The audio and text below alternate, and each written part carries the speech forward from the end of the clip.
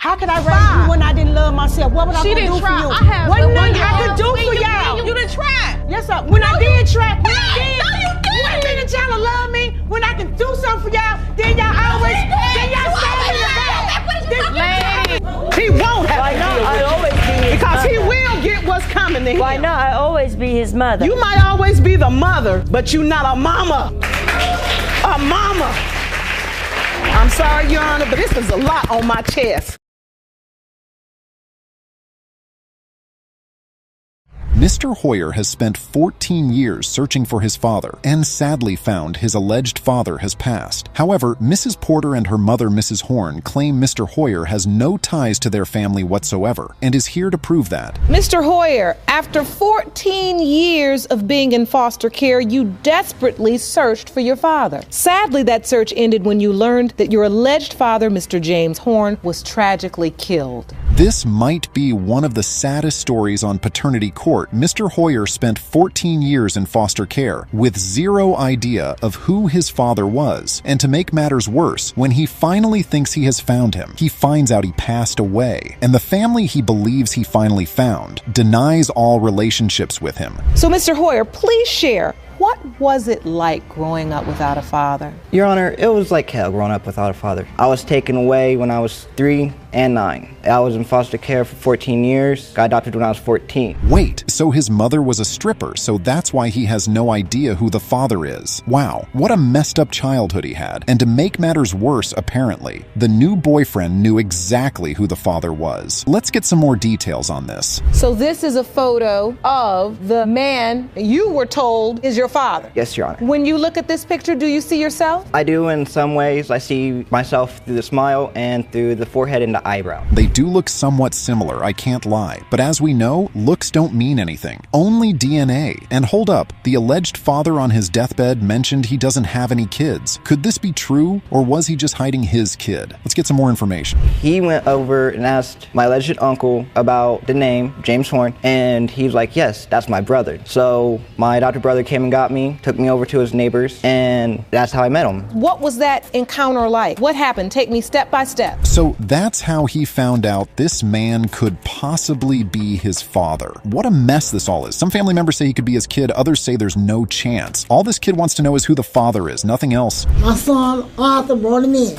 and he said, I want you to see him, see is this your grandson? And here's the word I said. I said no, because I hadn't heard it before. Because before my son left me, he said he didn't have any kids. Mrs. Porter already said that she was pretty close to her late brother. If indeed he had a serious relationship with Mrs. Gentry, wouldn't he have mentioned it to his sister? Especially because Mrs. Gentry here claims they were in love. It was a secret. I didn't even know I was really pregnant until I was 6 months. But like I have told my son, there is another man before this man. Wait a minute, is Mrs. Gentry saying that she had sexual relations with another man during the time her son was conceived? That means two things. One, she cheated on the man she claims to have been in love with. Two, she's not certain Mr. Horn is her son's father. When the first time we ever seen her was 2 weeks after the funeral. 2 weeks after my brother was put in the ground, this young lady came and knocked at my mother's door. She says, I have your brother's child. So Miss Porter and her family sent Miss Gentry away with her little boy 20 years ago? That sounds a bit brutal. What if he turns out to be their blood? That's 23 years down the drain just because he didn't look like them. And there's even more. Oh, well, they don't want to be a part of his life. I'm going to go contact the other gentleman. No, I did not. I just walked out and I forgot all about it. Okay. Miss Gentry sounds so shady if you ask me. After she was sent away by Mr. Horn's family, she made no attempt to find her son's father. This would have made sense if she tried to be a good mother, but she did not attempt to do that too. Told him anything about my brother? It was awful. She told him he was a crackhead. She told him he was a drunk. She told him he wasn't no good. My brother was an upstanding. Did I tell you that? Miss Gentry has been a terrible mother, spoon-feeding Mr. Hoyer lies about Mr. Horn. And we totally understand Mrs. Porter's anger because Mr. Hoyer deserves a family. He deserves love. And most of all, he deserves to know his father. He won't have to deal with you because he will get what's coming to him. Why not? I always be his mother. You might always be the mother, but you're not a mama. A mama.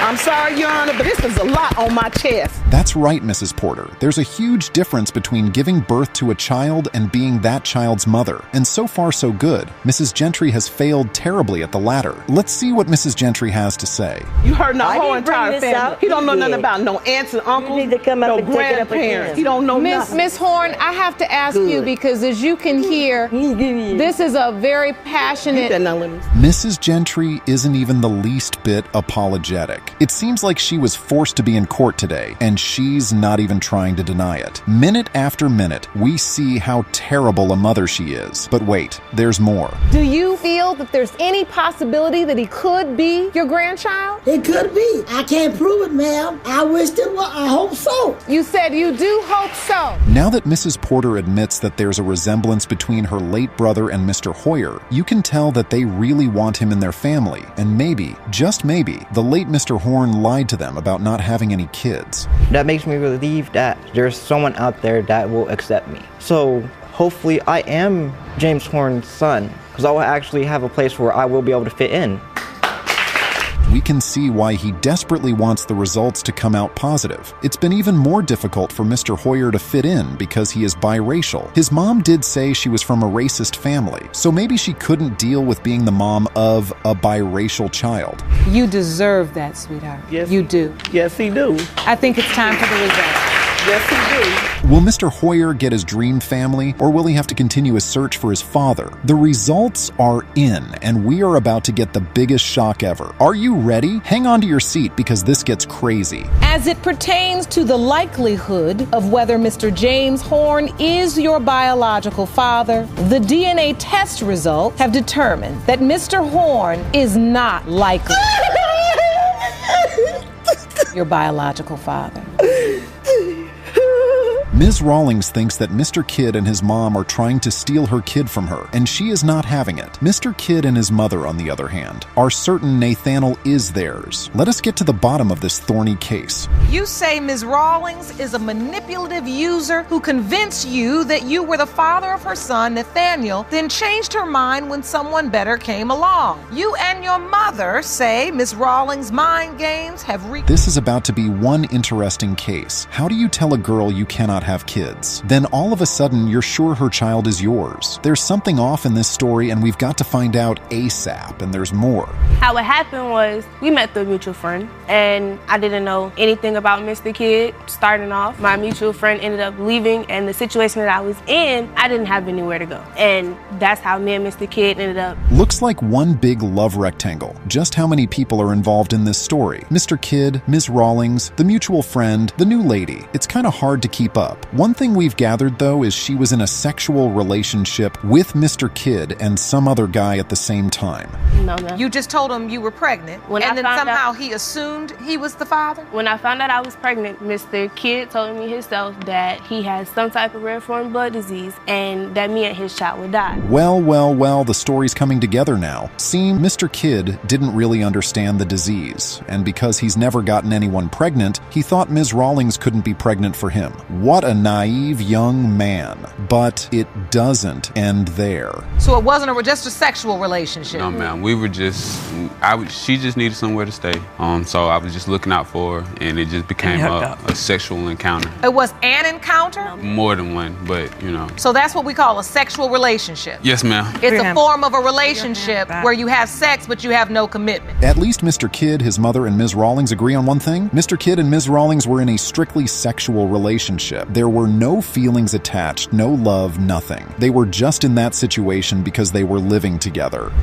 Who got my son's baby pictures? She said, that's not your son. I said, yes, that is. I gave birth to him. I know who he is. She said, that's his son. And I was like, what? Hold on. No. Why am I just now hearing about this? So I contacted his friend who gave me. It's beautiful to see how badly Ms. Jenkins wants the baby to be her son's. And also nice to know that she has shared beautiful moments with him. It's not every day you see grandmas like this on paternity court. And guess what? It gets even worse. Here at the defendant podium, you say you know Mr. Mr. Kidd is not your child's biological father. Yes, ma'am. It's a manipulation tactic. It was as long as you were giving her what she wanted and needed at the time. Now we're back in the maze. Baby Nathanel can't possibly look like everybody. At this point, it seems everyone is seeing what they want to see. And it's quite funny because it isn't all about the child's physical appearance. I actually came to the hospital after I gave birth to Nathaniel, and they instantly, you seen it in his face and in Nathaniel's face, his face lit up. And even his brother was there and was like, yeah, man, that's your son. It honestly feels like Ms. Rawlings is one lady who is easily persuaded. This person tells her her son looks like them, and she agrees. Someone else says the same thing, and she agrees. Make up your mind, sister. She was going through a situation and got kicked out of where she lived because her choice of men are not just the greatest, I guess, in the world. He wasn't safe. She wasn't safe. She was trying to get her life together. She gave me the baby for a period of time. The more she speaks, the more we see how confused Ms. Rawlings is. It's one thing to tell a man he's not the father of your son, and it's another thing to take advantage of his family's kindness and availability. It's unfair to keep manipulating them that way. What is your assessment of this particular medical situation? So I think there's two separate issues here. There was an issue about RH blood incompatibility. Yes. And that has to do with a mother and a baby, and if there's different blood types between the father of the baby, positive and negative. Well, that is out of the way. It appears Mr. Kidd is very much able to father a child, which means he's back in the race for Nathaniel's paternity. And that's not even close to the end of this fiasco. Your belief? Because when you came in, you don't really think he's the biological father. No, ma'am. And Miss Jenkins and Mr. Kidd, if Nathaniel is proven not to be your biological child, grandchild, do you still want to maintain a relationship with him? That makes sense because he was never in a relationship with Ms. Rawlings. If the child turns out not to be his, they'd have nothing tying them together. This is one insane case, and it gets even worse. Let's see. As much as I can, but I couldn't take care of him as if he was my child. All right, I think I've heard enough. I'm ready for the results. Jerome? Well, Judge, we've also had enough. Who is Nathaniel's dad, Mr. Kidd or the other guy somewhere? What do you think? This is one very complicated case, but the test results will hopefully resolve it once and for all. Mr. Kidd, you are the father. You are the father. Thank you.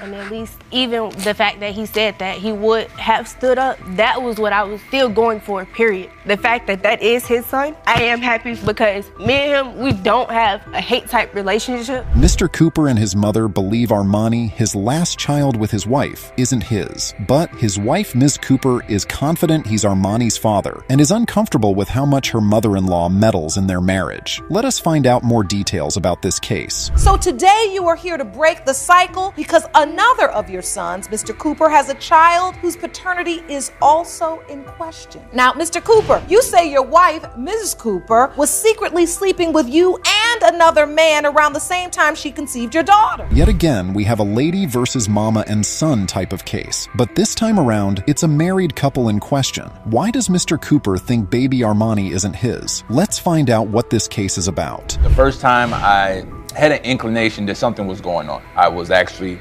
working and I got sent home early. There was a power outage. They sent us home. Wow. So Mrs. Cooper brought another man into her marital home and lied that her husband didn't live there. That's one bold move. And he must have been there several times while Mr. Cooper was at work. Walter has cheated on me so much that at that time, what I did was I wanted Walter to feel all the pain that he had inflicted on me all them years. We've been off and on for 9 years. Your husband cheated on you, and the best way you could handle it was to cheat too? His actions hurt her and the kids, and she thought the best way to correct that was to hurt him back. That is one absurd conflict resolution technique, and it doesn't even ADD up. Talking is one thing, ignoring you is one thing, but if you feel like you gotta step out your marriage to get added attention or a conversation, then just get a divorce. Understandably, she wanted Wante's divorce, and he didn't. But a marriage is a marriage. A marriage is supposed to be sacred,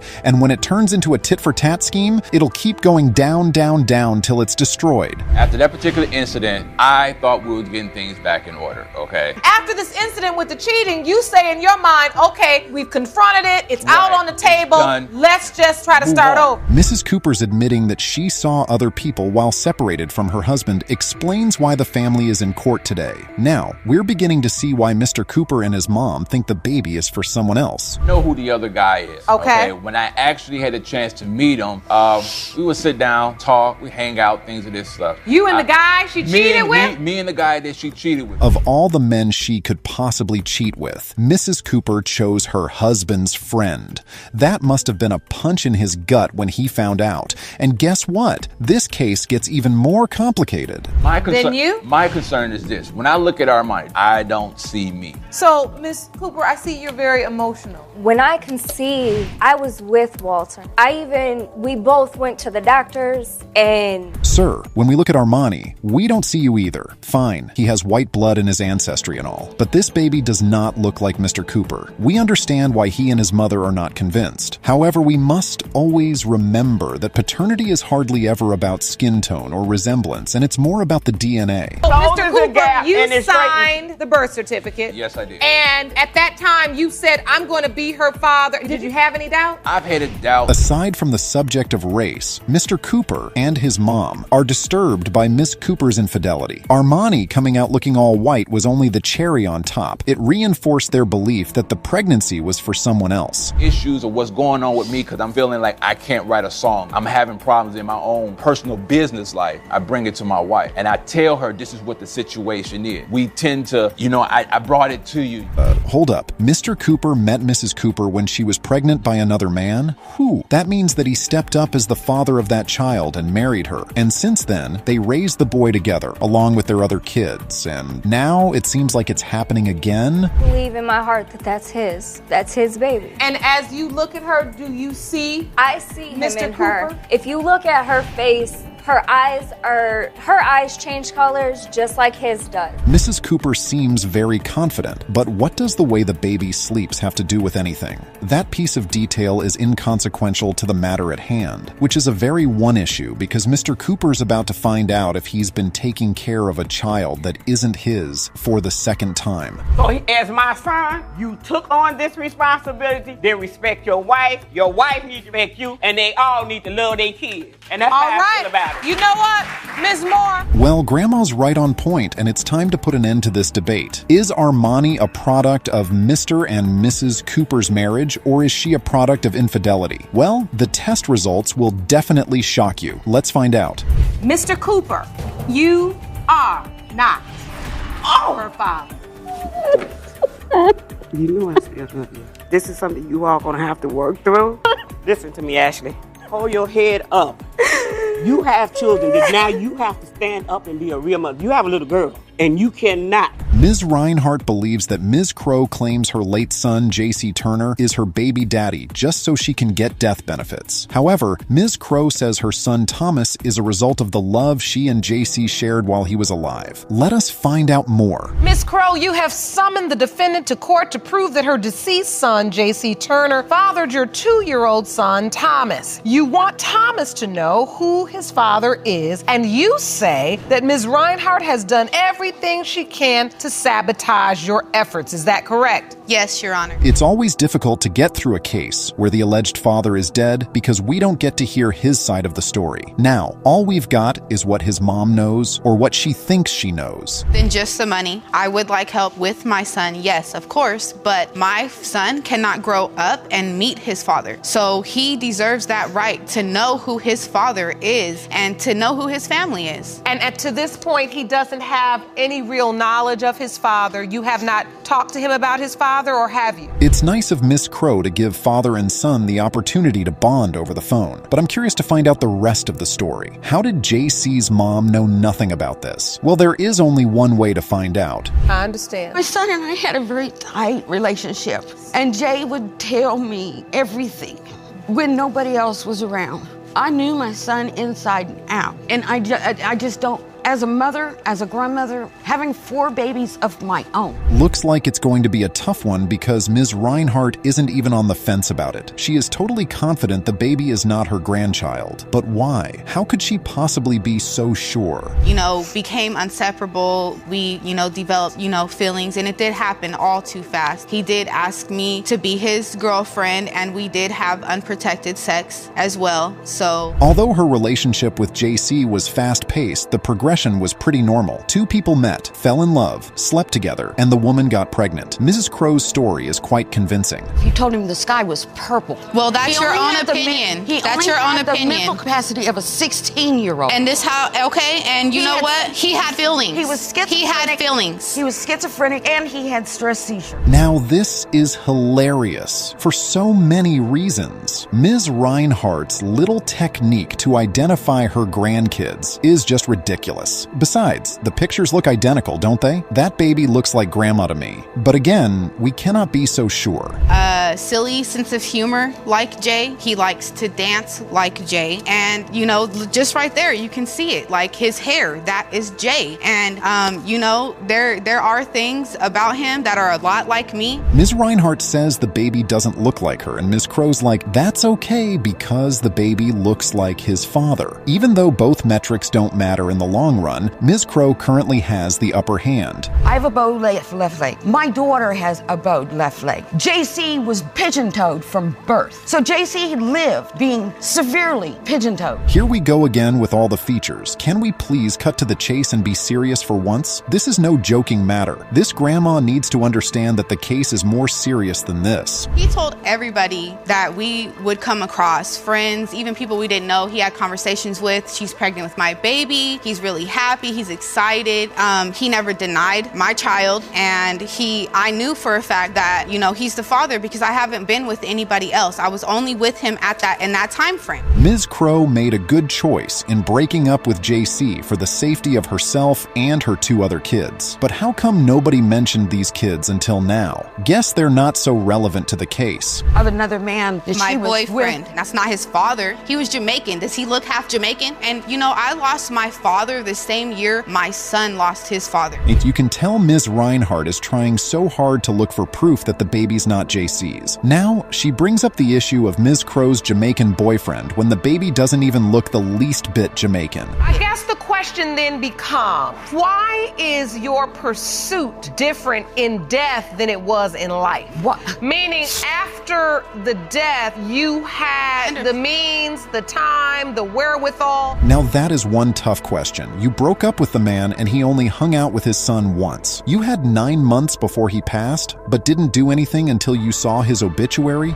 I didn't even know when the baby was born because I wasn't in contact. Jay knew. Jay knew. He's knew. Supposedly the alleged father, not. It don't have to be alleged because we're going to find out today. So You're listen. gonna see it for yourself. Yes. It is glaring how much these 2 women can't stand themselves. And it is sad because they're losing sight of what matters at the moment, the baby. Their arguments are both valid, but the baby's paternity is at stake. Then how do you lose track of him? That's your son. He was mad with me because he believed that I was stealing his money. I was the one making sure his bills were paid. Good question, because we can't push all the blame on Ms. Crow. Ms. Reinhardt was his mother at the end of the day. And if indeed he had the mental capacity of a 16-year-old, how did she leave him all alone? And this is serious because JC is gone now. Yeah, he's no longer gone. with us, but this baby, who's potentially his biological child, is here, 2 years old. Only seen his father one time. The 2 women could keep going on and on and on, but there's no time for that. It's time to see what the results say, so Ms. Crow will know if she's getting those death benefits or not. Please read the results out, Judge Lake, and let us resolve this case once and for all. The percentage of relatedness between Ms. Reinhardt and Thomas Crow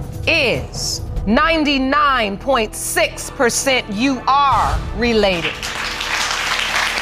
That is your grandchild. Miss Reinhardt, you have never laid eyes on your grandchild. Miss Crow, I have to ask you, would it be okay? Racist moments on paternity court. I've got the darkest hair in our family, and the rest of my kids are white and blonde. My grandchildren are all white. A white person and a black person can still have a white baby. You are correct, Miss McLean, that a black man and a white woman can make very fair-skinned children that appear almost white. Get ready for a classic showdown. Miss Strong took Mr. Strong to court to find out if he was the dad of Miss McLean's 14-month-old baby, Angel.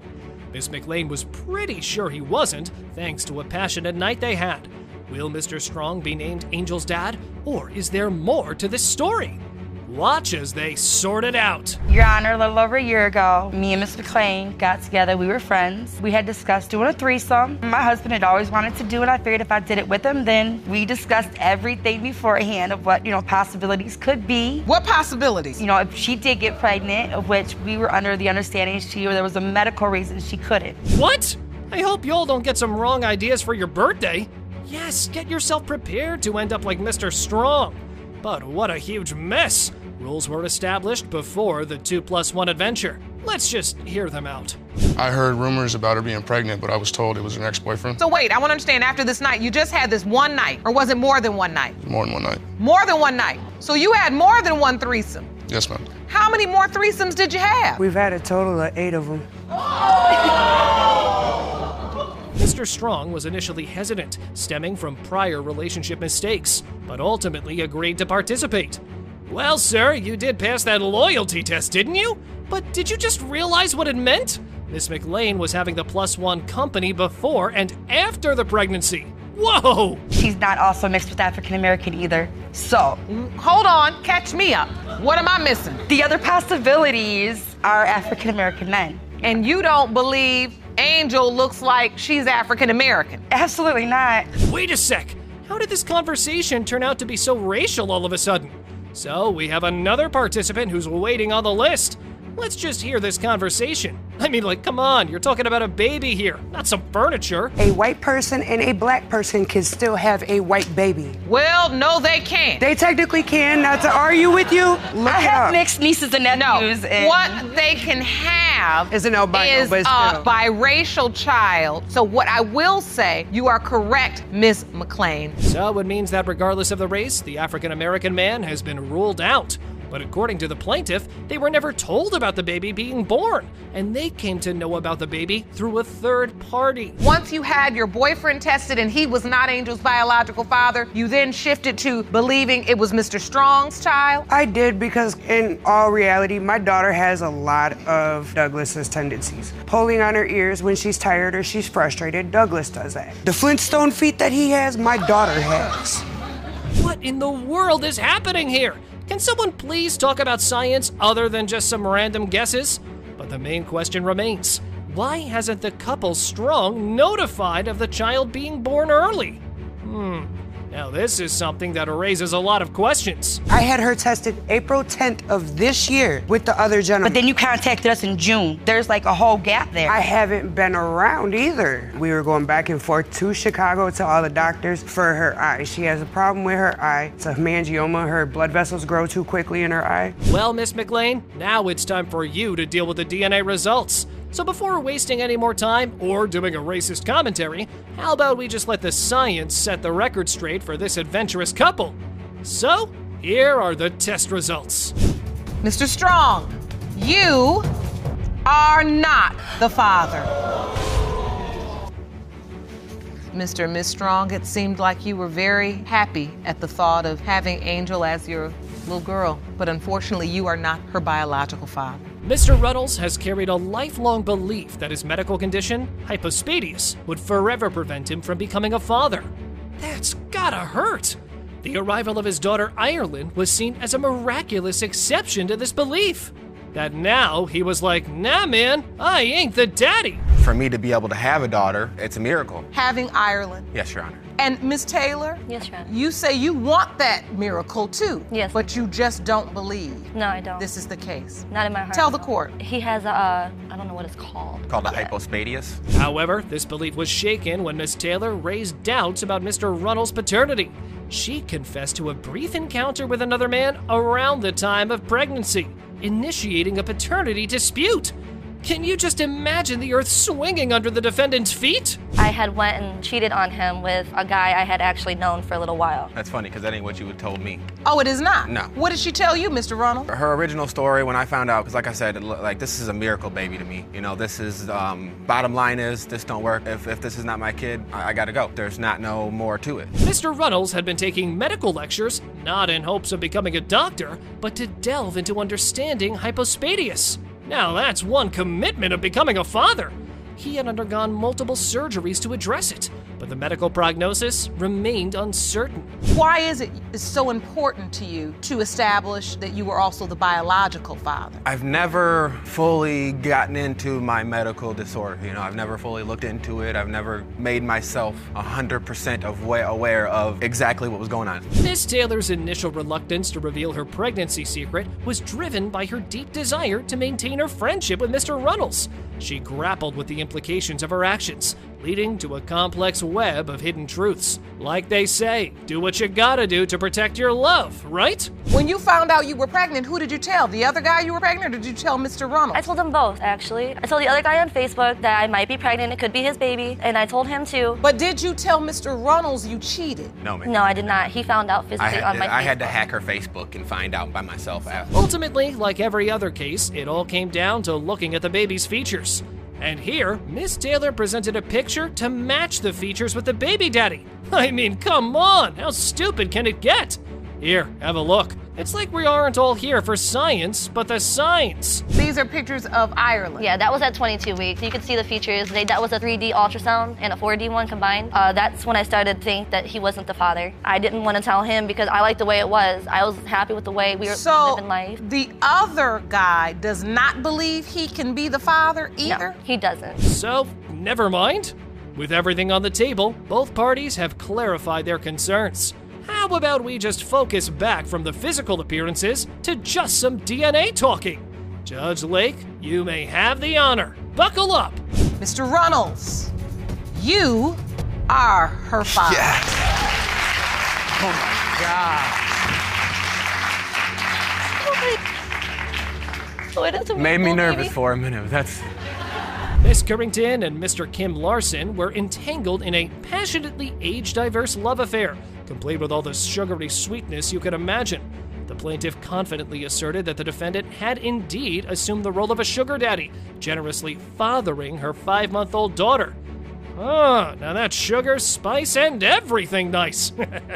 Let's see how she feels about this situation. How upset does it make you feel that Mr. Kim Larson denies your daughter? It makes me feel pissed because we planned this baby. Planned the baby? Yes, we did. What was said? He wanted to have a baby by me, and that was that. And we kept trying. And now that the baby's here, he denies the baby? Yes, because I'm in another relationship. This is just so funny. I mean, you just understand the dynamics of this couple.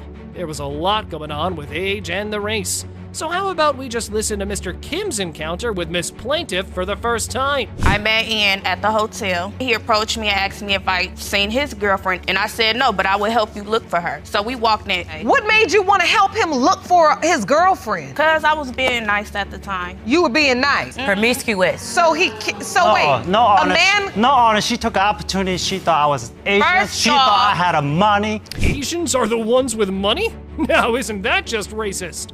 Well, the gold digger or the sugar daddy thought has been derived by the defendant's daughter. I mean, like someone here just to support the daddy, that's endorsement to the next level. I know these types of women. They pray. Men like this, like kind-hearted, very openly, and she took advantage of my dad. You know, if that's my dad's baby, because she be messing around in the streets. So how are we supposed to know for sure if that's my dad's baby or not? So by the looks of Mr. Kim's first daughter, that is highly possible he said that. But never mind. Then the plaintiff said something that did clarify a major part to the story. Listen to how the defendant pulled up at the hotel looking like Tom Cruise. So, yeah, I seen him pull up in that nice car. I'm like, who is that? So to find out he come in here looking for his girlfriend. Oh, you saw him pull up before he even got in the hotel? Yes. Oh, and so you saw him pull up in a nice car, so you said, oh, look at him, get out his little cute car. And you thought he was handsome. They moved fast in their relationship, with Miss Carrington moving in with Ian only 2 weeks after they started dating. She even got to use Ian's car, and they seemed committed to each other. But things went south because they had trust issues. Ian started to think Tanya was seeing other guys, and that's why they broke up. She had her cousins up in there, whatever extra boyfriend she had at the time. Also, my neighbor been calling me saying that she had multiple guys in my house. Whoever, I don't know what to believe. Did you have other men at the house, Miss Carrington? Yes, I did, but they was my cousin. And they were up in Mr. Larson's house? Yes. Mr. Kim was present at the birth, but got kicked out of the hospital for his behavior. However, the reason? Tensions rose when Mr. Kim overheard Miss Carrington on the phone with someone else. They eventually got evicted from their residence, and their relationship became even more complicated. Miss Carrington, were you having a relationship with anybody else at that time when you left? No, I just had a one-night stand. She lied. Last time I checked, she was dating some old man. I don't know. And he looked 40 to 50. And I am still years old. But your dad is 40 to 50. Well, the Sugar Daddy Chronicles were far from being over. In an attempt to settle the score among them both, Judge Lake just had to read out those results. I mean, it was now high time to let the science figure out to whom the sugar candy belongs to. Mr. Kim Larson, you are the father. Dad, no. That makes you emotional to hear, Mr. Kim Larson? Yes, all right. And why is that? I don't know how to expect. All right, paternity peeps. We know any drama isn't complete without a dash of paternity uncertainty. Meet Wesley, a young lad with autism, raised primarily by his ever-so-involved grandmother. His parents? Well, that's where things get interesting. Stay tuned for what surely charts the course of Wesley's future. I can come and see my son whenever I want to, and yet I have to see him outside. I'm not allowed inside the house, so I don't see a reason to put a 1-year-old child outside in the cold just for me to be able to see him or for me to be able to help out with him. I pay $269 plus money in my arrearments. I'm $13,000 in debt because of it. Here's the twist. Mr. Marsh, listed as daddy on Wesley's birth certificate, was here today to claim that he's not the real dad. Hold your breath for the big reveal.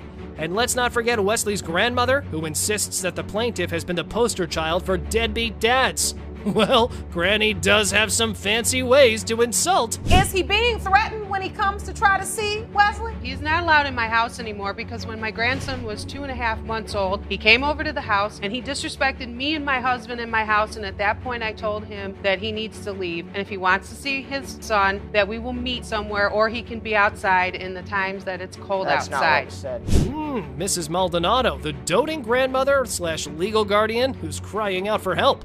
She's convinced Mr. Marsh is the embodiment of irresponsibility. The missing piece? Wesley's elusive mother, who's apparently not winning any Parent of the Year awards either. But before we got there, why is there a doubt? He just does not look like me. I'm all white. There's no any other kind of descent in my family. Jolene's half Puerto Rican. Jeremy's father's is full-blood Puerto Rican. When his mother was pregnant, were you ever told it could be anyone else? I had Jeremy who cracked jokes about, oh, you might want to get a paternity test because it was a big joke around. Come on, like what has happened to y'all? How more racist can it get? The plaintiff merely has doubts for the baby because of the baby's skin color. But wait, it doesn't end here. Well, the cherry on top, according to Mr. Marsh, Wesley resembles the neighbor more than him. So here we are with child support payments. Check. Arrearments? Check. Debt? Check. Drama? Double check. Jolene Neely and Edward Marsh in high school. After Ms. Neely got pregnant, we had a falling out. I don't remember what caused the argument, and I haven't spoken to either of them since then. Edward Marsh is accusing me of being the father to Wesley, and I know it's not true. And I can't wait for the DNA results to prove it. But you surely wouldn't believe it, knowing that the child's mother has been a habitual liar. Her family members did warn Mr. Marsh. How about we listen to what Miss Maldonado had tagged along for some light-shedding clarification? What do you have to add? You were there for this conversation? Yes, I was. What do you know about this? Well, I know that my sister cannot tell the truth to save her soul. There is no doubt in my mind. If she told me the sky was blue, I would actually look before believing that the sky was actually blue. Do you believe that Mr. Marsh is Wesley's father? Honestly, I do not believe he is. Really? Dead serious. However, to further confirm the doubts, according to Mr. Marsh, Mother testified that the baby never felt his. Now, isn't that a boomerang on the added doubts? I just wonder what the future holds for this poor child. Just listen to Big Mama rant about being blonde. I've got the darkest hair in our family, and the rest of my kids are white and blonde. My grandchildren are all white and blonde. Wait a minute, though, because he just already said that the mother's family has Puerto Rican descent there, so why is it such a question if you know on their side of the family there are other nationalities? I don't know, man. This skin tone tale of he said, she said was far from being over, as suddenly everyone's an expert on whose genes are dominant. Meanwhile, Wesley remains at the center of it all, an innocent bystander in a familial feud. Can we please put the drama aside and focus on what's best for the child? The DNA! Mr. Marsh, you are his father. Does that mean I get my rights to him? And I can go without the threats and actually be able to get... Nobody threatened you. I've sat on the fence for 5 years about getting the paternity test done because I wanted to believe that he was mine. That's a lie! That's a lie! That's a lie! That's a lie! That's not true!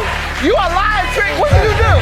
What did you do? He probably can't get rid of Satan to save our lives.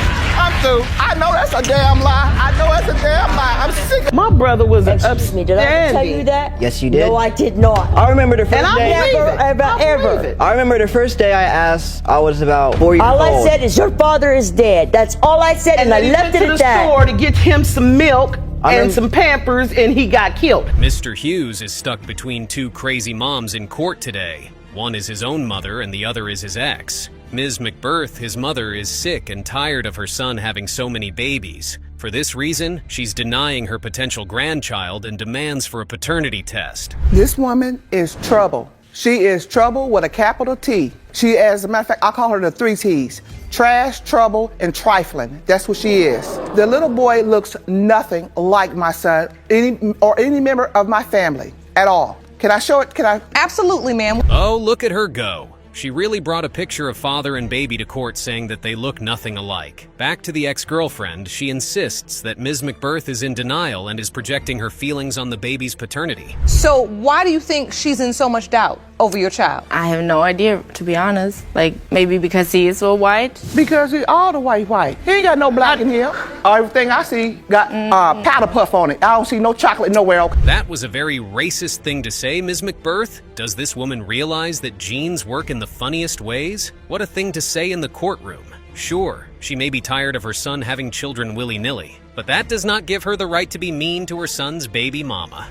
Okay, so a little over a year. Were you in a committed relationship? I thought we was. You did, okay. And was he the only person you were intimate with during that time? Yes, ma'am. Now she knows she lying. She lying. Yes, ma'am. This DNA right here has been in our life. She's never was a girlfriend. Whoa, it seems like we have 3 crazy women in court today. Now, where did all of this even come from? Who is this woman, and why is she all up in Ms. Jackson's business? If she says she believes was in a committed relationship with Mr. Hughes, then let the poor woman be. A side chick. And it's all she has done is she's been trying to put the baby on us. Force it. Yeah, you have. Don't sit up and act like you haven't. But the thing about her, she trying to push that baby on. That ain't mine. I didn't sleep with her. That child is not ours. When you say she's trying to push the baby on you, what do you mean? She wants me to acknowledge that child. Now, Ms. Terrell and Ms. McBirth both claim that Ms. Jackson simply wants to throw the baby to their family. They believe that the baby sure as hell isn't theirs. Now, wait a minute. Isn't it suspicious that the supposed father of the baby has not said a word since we started this case? What a family of assertive women. Tell me about the first time you met Elijah. I seen him at the doctor's office where I was taking his real children to the doctor, and it was a newborn, and I walked past him, and I kind of glanced over there, and I seen this little white baby. I knew it wasn't mine, and I ain't had nothing else to say or do about it since then. Whoa. Hold up.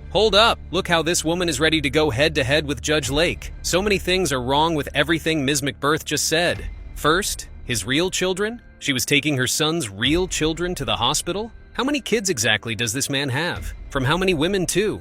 And what? Is he mute? I'm sick of all these little hookers trying to say my son is a daddy. I'm sick of it. I get babies dropped off here, dropped off there. I'm sick of it. But it stops today. Because that baby is not my son. Here's the thing that she It does. is. Here's I'm the sorry. That's a lie. No, That's it's a lie. not. That's a lie. First of all, she's a liar because you just had a wild sex party that got shut down by the police station last month. There was a sex party? The police came? What about the baby? Where was the baby while all of this was going down? Also, can someone please tell Ms. McBirth that the babies she'll be picking up would definitely not stop today? Considering that her mute son already has about 1 million kids already. Miss McBirth, I have to ask you, you're very tough on Miss Jack. Do you have anything to say about your son's behavior? My son I know exactly what type of person he is. He just as trifling as she is. He's a handsome guy. He's my son. And I know what he do. But he still, no matter what he do, he's... Of course, we cannot expect Judge Lake to sit still and take all of that from crazy moms. She's sitting up and asking the right questions. Her son has been in the court since the start of the case and he has not said a word. We have no idea whether he accepts the child or not. Now she's saying the sight of her son being loving to his baby makes her want to throw up. Do you believe you are Elijah's father? I just gave him the benefit of the doubt because I'm biracial. My father's white, you know. My son's. My father's a brown-haired, blue-eyed dude, so... How you know? He just gonna say that because, you know, she's gonna freak him after this. Yeah. Accusing your brother of not having... Oh my goodness, she married a white man? After all of that, she still has the guts to be so racist about her potential grandchild. Considering that his past is biracial, that provides more reason for the baby to look white. What an unreasonable woman Ms. McBirth is proving to be. After all of this bickering, we get to hear the results. Mr. Hughes, you are Elijah's father.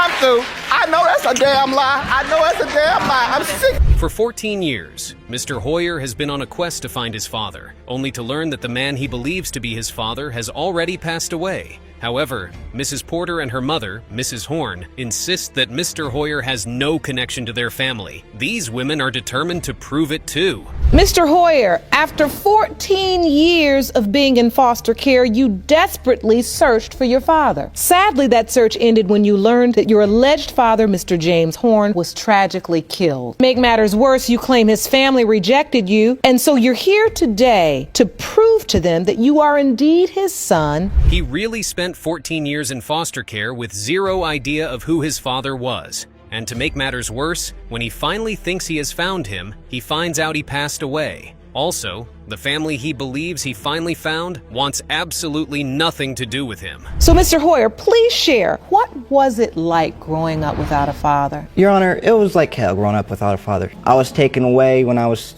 3 and 9. I was in foster care for 14 years, got adopted when I was 14. Never got to learn how to shave, never got to learn how to tie a tie. I don't know who my father is because my mom used to be a stripper. Oh my goodness. So his mother was a stripper, and that's why it was so hard to find his father in the first place. Wow, what a messed up childhood he had. And to make matters worse, apparently, the new boyfriend knew who the father was. Whoa, okay. So this is a photo of the man you were told is your father. Yes, Your Honor. When you look at this picture, do you see yourself? I do in some ways. I see myself through the smile and through the forehead and the eyebrows. Miss Porter, all of this time, these years before your brother passed, he never mentioned having a child. Never. They do look somewhat alike, but in this court, looks don't mean anything. Only matching DNA. And hold up, the alleged father on his deathbed mentioned he doesn't have any kids. Could this actually be true, or was he just hiding his child? He went over and asked my alleged uncle about the name, James Horn, and he was like, yes, that's my brother. So my adopted brother came and got me, took me over to his neighbors, and that's how I met him. What was that encounter like? What happened? Take me step by step. When I approached the house, I walked into the door. Whoa, what a case. So that's how he found out this man could possibly be his father? What a mess this all is. Some family members say he could be his kid. Others say there's no chance. All this guy wants to know is who the father is, nothing else. It was a secret. I didn't even know I was really pregnant until I was 6 months. But like I have told my son, there is another man before this man. So what you're saying is you were open and honest with your son that you had also been intimate with another man. Wait a minute. Is Mrs. Gentry saying that she had sexual relations with another man during the time her son was conceived? That means two things. One, she cheated on the man she claims to have been in love with. Two, she's not certain Mr. Horn is her son's father. When the first time we ever seen her was 2 weeks after the funeral. 2 weeks after my brother was put in the ground, this young lady came and knocked at my mother's door. I have your brother's child. I'm like, that's not my brother's child. So Miss Porter and her family sent Ms. Gentry away with her little boy 20 years ago? That sounds a bit brutal. What if he turns out to be their blood? That's 23 years down the drain just because he didn't look like them. Oh, Ms. Porter. Life doesn't work like that anymore, okay? Do you feel that there's any possibility that he could be your grandchild? It could be. I wish it was. I hope so. You said you do hope. Photos. Now, this first set of photos is Mr. Hoyer at 8 years old and a young picture of Mr. Horn. Do you see a resemblance? Not really. Not in that one. Now that Mrs. Porter admits that there's a resemblance between her late brother and Mr. Hoyer, you can tell that they really want him in their family. And maybe, just maybe, the late Mr. Horn lied to them about not having any kids. That makes me relieved that there's someone out there that will accept me. So hopefully I am James Horn's son, because I will actually have a place where I will be able to fit in. I don't like being unwanted fairy tale family. We can see why he desperately wants the results to come out positive. It's been even more difficult for Mr. Hoyer to fit in because he is biracial. His mom did say she was from a racist family, so maybe she couldn't deal with being the mom of a biracial child. He won't have to deal with always be his because mother. he will get what's coming to him. Why not? I always be his mother. You might always be the mother, but you're not a mama. A mama. How this woman did his child right here when he could have been at our household. He could have been with us. That's right, Mrs. Porter. There's a huge difference between giving birth to a child and being that child's mother. And so far so good, Mrs. Gentry has failed terribly at the latter. Let's see what Mrs. Gentry has to say. You hurting me. You hurting our whole entire family. He don't know nothing about no aunts and uncles, You need to come up no and take it up with grandparents. him. He don't know nothing. Miss Horn, I have to ask you because as you can hear, this is a very passionate. Excuse me, ladies. Act appropriately. Let's be. Please forgive me. Mrs. Gentry isn't even the least bit apologetic. It seems like she was forced to be in court today and she's not even trying to deny it. Minute after minute, we see how terrible a mother she is. But wait, there's more. The results are in, and we are about to get the biggest shock ever. In the case of Hoyer v. Gentry, Porter, Horn, as it pertains to the likelihood of whether Mr. James Horn is your biological father, the DNA test results have determined that Mr. Horn is not likely your biological father. Son, you shouldn't have done this. No, you shouldn't have done this. Ms. Reinhardt believes that Ms. Crow claims her late son, J.C. Turner, is her baby daddy just so she can get death benefits. However, Ms. Crow says her son Thomas is a result of the love she and J.C. shared while he was alive. Isn't that something? Miss Crow, you have summoned the defendant to court to prove that her deceased son, J.C. Turner, fathered your 2-year-old son, Thomas. You want Thomas to know who father is, and you say that Ms. Reinhardt has done everything she can to sabotage your efforts. Is that correct? Yes, Your Honor. One super difficult thing is to get through a case where the alleged father is dead. Now, we don't get to hear his side of the story. Now, all we've got is what his mom knows or what she thinks she knows. It is more than just the money. I would like help with my son, yes, of course, but my son cannot grow up and meet his father. So he deserves that right to know who his father is and to know who his family is. And to this point, he doesn't have any real knowledge of his father. You have not. Take a look at that. It is nice of Ms. Crow to give father and son the opportunity to bond over the phone. But how about the rest of the story? How did JC's mom know nothing about this? Well, there is only one way to find out. That picture. I understand. My son and I had a very tight relationship. And Jay would tell me everything when nobody else was around. I knew my son inside and out. And I just don't, as a mother, as a grandmother, having 4 babies of my own, my gut tells me this is not my grandson. I do not see my son in that. Looks like it's going to be a tough one because Ms. Reinhardt isn't even on the fence about it. She is totally confident the baby is not her grandchild. But why? How could she possibly be so certain? We had, became inseparable. We, developed, feelings, and it did happen all too fast. He did ask me to be his girlfriend, and we did have unprotected sex as well. So there's no doubt in my mind that Jay's father. I did not sleep with anybody else in that time when I was with him. Although her relationship with JC was fast-paced, the progression was pretty normal. Two people met, fell in love, slept together, and the woman got pregnant. Mrs. Crow's story is quite convincing. Well, that's your own opinion. That's your own opinion. The mental capacity of a 16-year-old. And this and you know what? He had feelings. He was schizophrenic. He had feelings. He was schizophrenic. And I took care of him. And my son, I didn't leave him because of that. Mom. And she could have told him she was pregnant. That's his. Now this is hilarious for so many reasons. Ms. Reinhardt's little technique to identify her grandkids is just ridiculous. Besides, the pictures look identical, don't they? That baby looks like grandma to me. But again, we cannot be so sure. He has a silly sense of humor like Jay. He likes to dance like Jay. And, just right there, you can see it. Like his hair, that is Jay. And, there are things about him that are a lot like me. But at the same time, you cannot deny that. That's his father.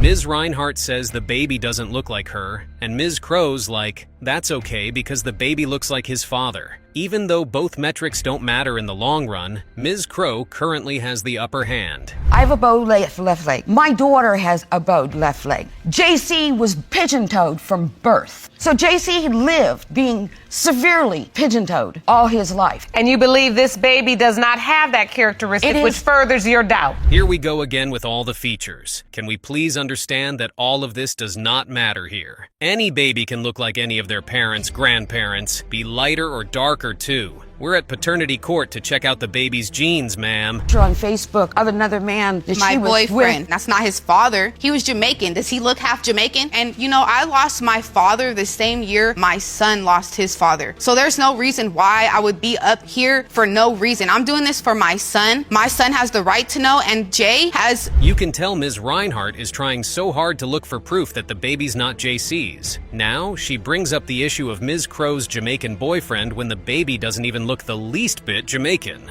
I didn't even know when the baby was born because I wasn't contacted. Jay knew. Jay knew. He's supposedly the alleged father, not. It don't have to be alleged because we're gonna find out today. So you listen. See for yourself. Yes.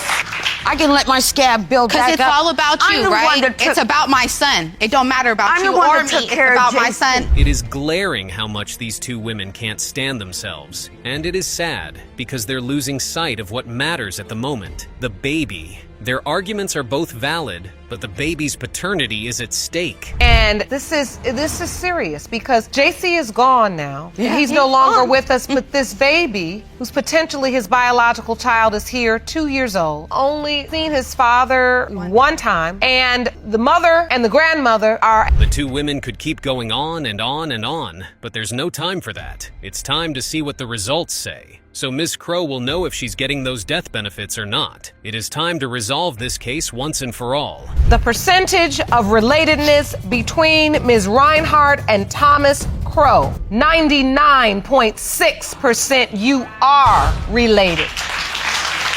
Ms. Reinhardt, you have never laid eyes on your grandchild. Ms. Crow, I have to ask you. She had sex with his best friend and multiple men. At least this is what Mr. Gonzalez argues today in court. Ms. Salvo and Mr. Gonzalez were a match made in heaven, or so they thought. But today, these two cannot seem to agree on a single thing. Your Honor, I can't stand him. He knows Amaya's his daughter, but he refuses to take care of him. I've never, ever had sex with any Hispanic man but him. I prefer black people. I don't like Hispanic men. I was intoxicated at the time. I was drunk. He came over. What an interesting revelation from her very first retort in court. She does not like Hispanic men, I see. Oh, Ms. Salvo. Nobody asked about your sexual preference. If you're so particular about Hispanic men, explain the Hispanic baby in court right now. You were drunk, huh? Now, Ms. Salvo, you claim that this testimony is false. It's incorrect. Yes, Your Honor. The whole part 6 times. That's ridiculous. It wasn't even good, so why would I keep going? So you had sex with Mr. Gonzalez one time? Yes. The sex was protected or not? It wasn't. What a woman. She is right, though. It takes just one time. Now, here's the question of who's lying between them. Is it Mr. Gonzalez with his 6-time count or Ms. Salvo with his 1-time hit? Regardless of what it is, someone is definitely going to have a mountain of regret. Now, is that the only reason you excluded your ex-boyfriend? Yes. Is because you felt like Amaya looked Hispanic and not black? She has too much of him. She looks way too much. The dimple, she has one dimple just like he does. Well, would you look at that? Every single time, one person in court always feels entitled to the semblance card. If Ms. Salvo thinks her baby belongs to Mr. Gonzalez simply because she looks like him, she really has no valid point, especially after having sex with other men. Who's to say that her ex-boyfriend does not have Hispanic ancestry? My doubts is, I took my best friend over there to her house. 5 days later, he's Hispanic, Puerto Rican. He tells me, he showed me naked pictures of Ashley like this. Whoa, she did what? Now, why was Mr. Gonzalez's friend at her house? Mauricio, how do the pictures exist if Ms. Salvo never takes naked pictures like she said? These pictures are suggestive, and Mr. Gonzalez has nothing to gain from lying about them. Now, again, who is lying between these two? I guess what you would call it fast. That was when 18 and under. Yeah, I was young and dumb. I was a kid. I did everything with whoever at that time. I conceived my daughter at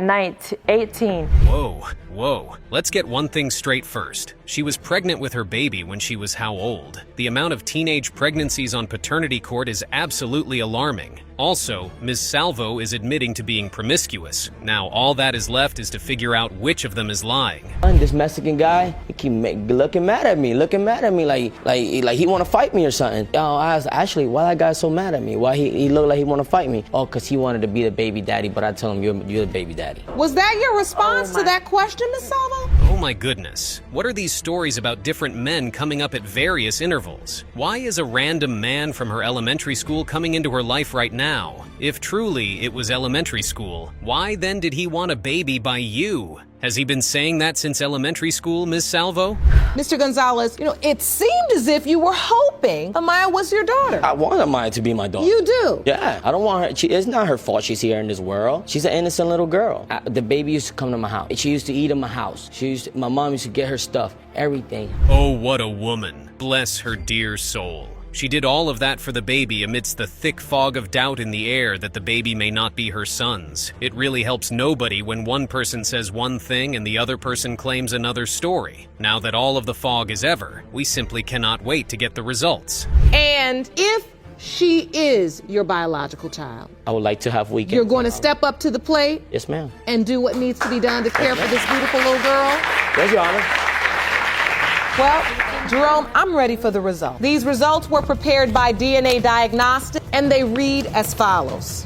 What a guy. Now we get to find out whose story holds water. From Ms. Salvo denying all the cheating allegations to Mr. Gonzalez, claiming that his fiancé slept with 1 million men and some. Who made the mistake, and who is going to regret their silly decisions? You are not the father. Excuse me, Your Honor. Can I still come around and see Amaya and help her out if I can? Because for a year and 4 or 5 months, she's been my daughter and she's still going to be my daughter. And I told her that before she came in the show. I got on my knees and I told her that no matter... Convince you that you were the father of her son, Nathaniel, then changed her mind when someone better came along. You and your mother say Miss Rawlings' mind games have wreaked emotional havoc on your family. This is about to be one interesting case. How do you tell a girl you cannot have kids only to come back all of a sudden and you're sure her child is yours? What a guy, really. What a guy. How it happened was we met through a mutual friend, and I didn't know anything about Mr. Kid starting off. My mutual friend ended up leaving, and the situation that I was in, I didn't have anywhere to go. And that's how me and Mr. Kid ended up having relations, because I was staying with him. But as everything progressed and everything started off. Looks like one big love rectangle. Just how many people are involved in this story? Mr. Kidd, Ms. Rawlings, the mutual friend, the new lady. It's kind of hard to keep up. One thing we've gathered, though, is she was in a sexual relationship with Mr. Kidd and some other guy at the same time. You were pregnant, and then somehow he assumed he was the father? When I found out I was pregnant, Mr. Kidd told me himself that he has some type of rare form blood disease and that me and his child would die if I was pregnant by him. Oh, he had a rare blood disease. Well. The story's coming together now. Seems Mr. Kidd didn't really understand the disease, and because he's never gotten anyone pregnant, he thought Ms. Rawlings couldn't be pregnant for him. What a naive young man. But it doesn't end there. We've never been in a relationship. So it wasn't just a sexual relationship? No, ma'am. We were just, she just needed somewhere to stay.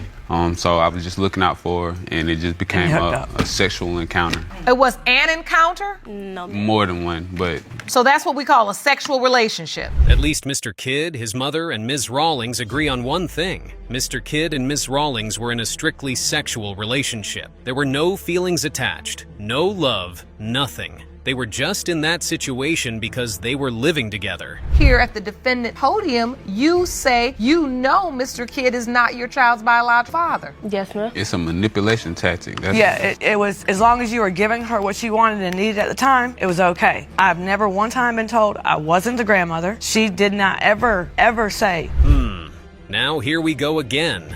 Baby Nathaniel can't possibly look like everybody. At this point, it seems everyone is seeing what they want to see. And it's quite funny because it isn't all about the child's physical appearance. It honestly feels like Ms. I actually came to the hospital after I gave birth to Nathaniel, and they instantly, you seen it in his face and in Nathaniel's face, his face lit up. And even his brother was there and was like, yeah, man, that's your son. The other guy? Yes. No, because I didn't have my ID. Rawlings is one lady who is easily persuaded. This person tells her her son looks like them and she agrees. Someone else says the same thing and she agrees. Make up your mind, sister. She was going through a situation and got kicked out of where she lived because her choice of men are not just the greatest, I guess, in the world. He wasn't safe. She wasn't safe. She was trying to get her life together. She gave me the baby for a period of time. How long? I had him for a month and a couple days. The more she speaks, the more we see how confused Ms. Rawlings is. It's one thing to tell a man he's not the father of your son, and it's another thing to take advantage of his family's kindness and availability. It's unfair to keep manipulating them that way. It's a boy, you know what I'm saying? I'll be around, I help out, but I couldn't take care of him as if he was my child. All right, I think I've heard enough. I'm ready for the results. Jerome? Well, Judge, we've also had enough. Who is Nathaniel's dad? Mr. Kidd or the other guy somewhere? What do you think? This is one very complicated case, but the test results will hopefully resolve it once and for all. Mr. Kidd, you are the father. You are the father. Thank you.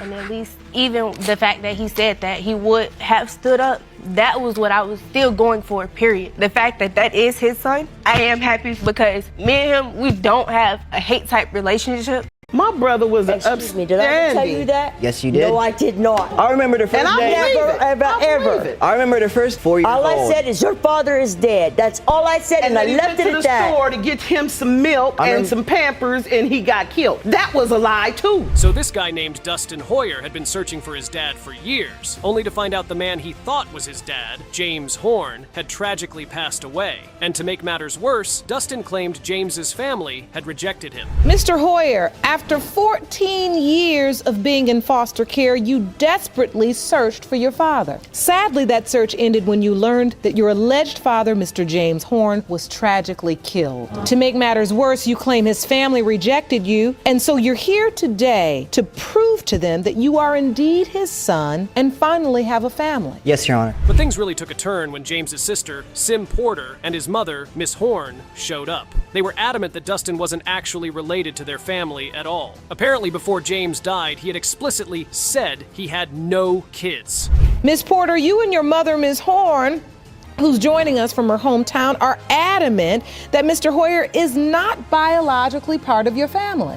Yes, Your Honor. You claim that before Mr. Horn passed away, he clearly stated that he had no children, and you believe today's DNA results will prove him right. Dustin opened up about his tough childhood, bouncing around the foster care system for 14 years before getting adopted at 14. He never even learned basic life skills like shaving or tying a tie because he grew up without a father figure. Aw, man, that's rough. No wonder he's so desperate to find his real dad and have a family. So, Mr. Hoyer, please share, what was it like growing up without a father? Your Honor, it was like hell growing up without a father. I was taken away when I was 3 and 9. I was in foster care for 14 years, got adopted when when I was 14. Never got to learn how to shave, never got to learn how to tie a tie. I don't know who my father is because my mom used to be a stripper. But the Horns aren't having it. Miss Porter claimed her brother never once mentioned having a kid, even though they were super close. And when Dustin first showed up at their door, they straight up told him to get lost. They weren't buying it. Miss Horn even said she was just going off what her son told her, that he had no kids. And he said, I want you to see him. See, is this your grandson? And here's the word I said. I said no, because I hadn't heard it before. Because before my son left me, he said he didn't have any kids. And I'm going by what he said.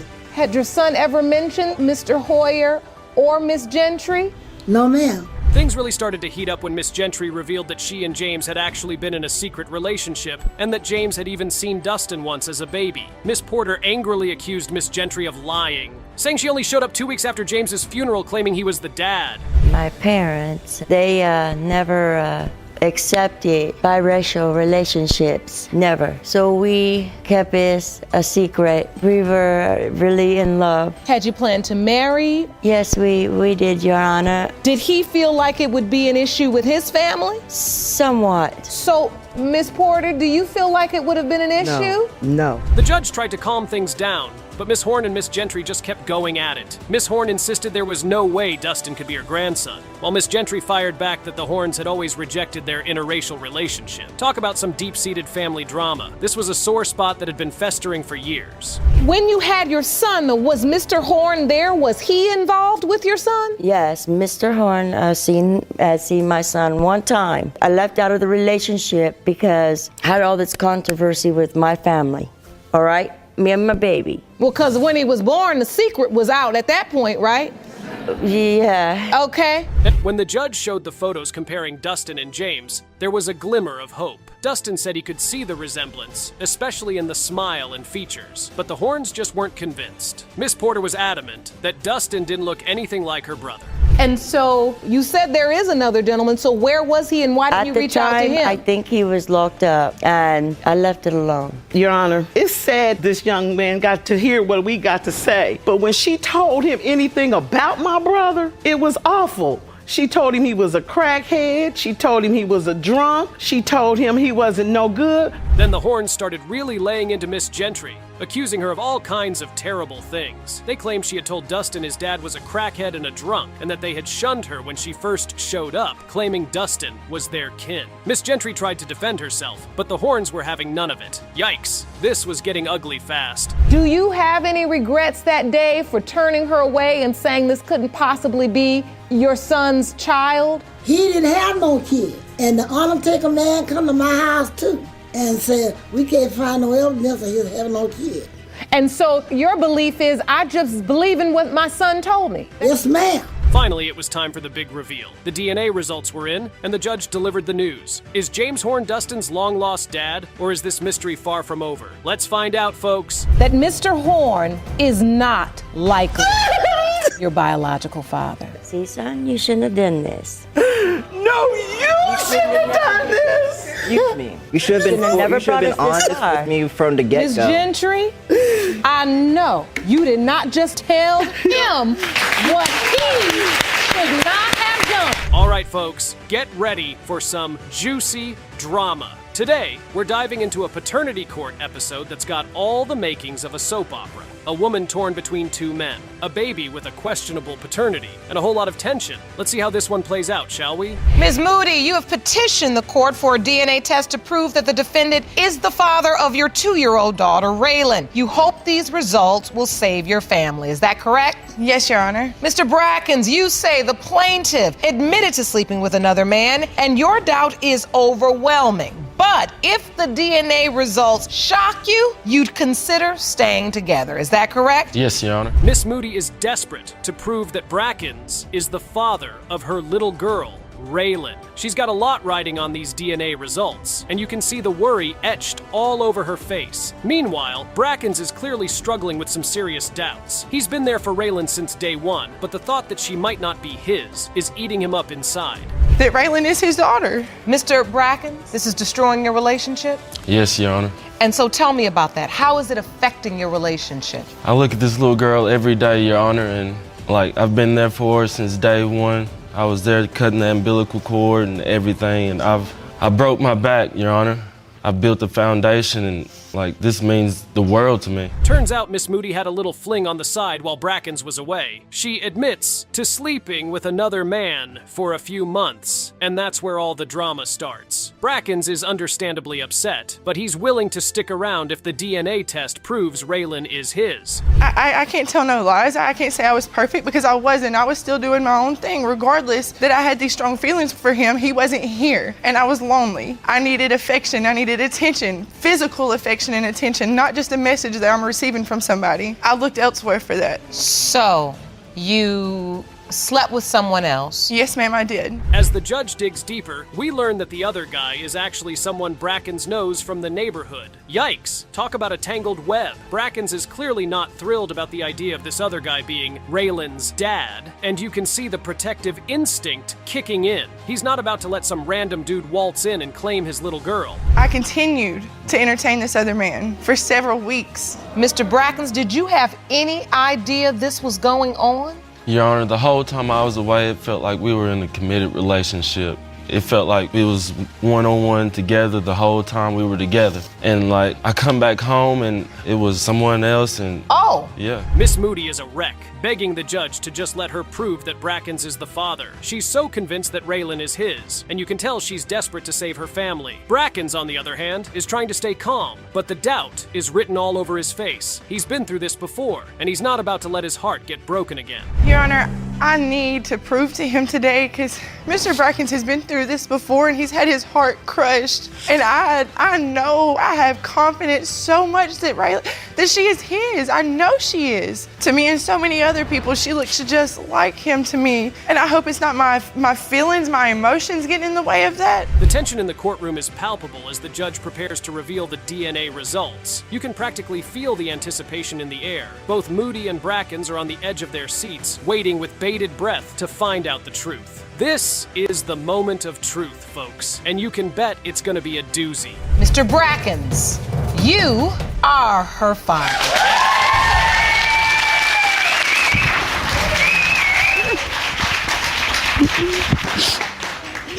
How does it feel, Mr. Brackens, to look at your beautiful little girl with no doubt in your mind, not another thought? It's amazing, Your Honor. This paternity court episode was wild from the start. We've got a woman, Ms. Schwartz, trying to prove that her side piece, Mr. Hatton, is the father of her 9-month-old daughter, Asselin. But Mr. Hatton is convinced that Ms. Schwartz's husband, Mr. Schwartz, is the real dad. Ms. Schwartz, you opened your case to prove to the defendant that he fathered your 9-month-old child, Asselin. Yes. You understand his doubt, but state he is her father. Is that correct? Yes. Mr. Hatton, you claim you are not Asselin's dad and are certain that her biological father is another man. And that man is the plaintiff's husband. Yes, Your Honor. It gets even juicier when Mr. Hatton reveals that he thinks Miss Schwartz is a reckless woman who jumps from one man to the next. He even accuses her of calling her husband to complain about him while she's in bed with Mr. Hatton. I mean, Your Honor, I don't believe I'm the dad. I do question the way that she lives her life. It's reckless. Reckless? Yes. You can't just be in a relationship with a dude, have an argument, run out the door, jump into bed with the next man. That's how I feel. But then the plot thickens even more when Mr. Schwartz, the husband, is brought into the courtroom. He drops a bombshell admitting that he knows his wife has been cheating on him with multiple men, including Mr. Hatton. He even says he drove his wife to Mr. Hatton's place at one point. It's like a twisted love triangle gone wrong. You didn't contest it? And put her baby daddy on the birth certificate.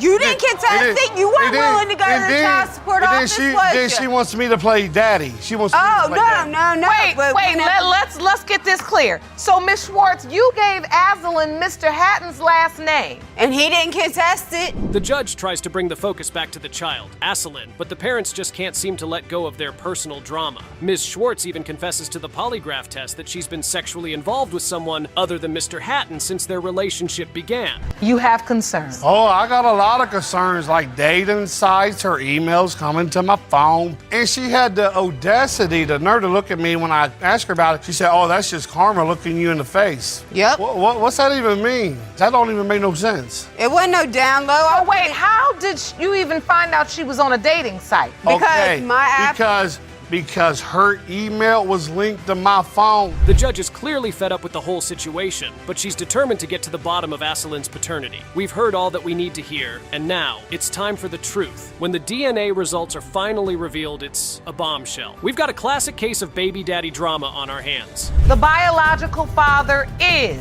Mr. Hatton.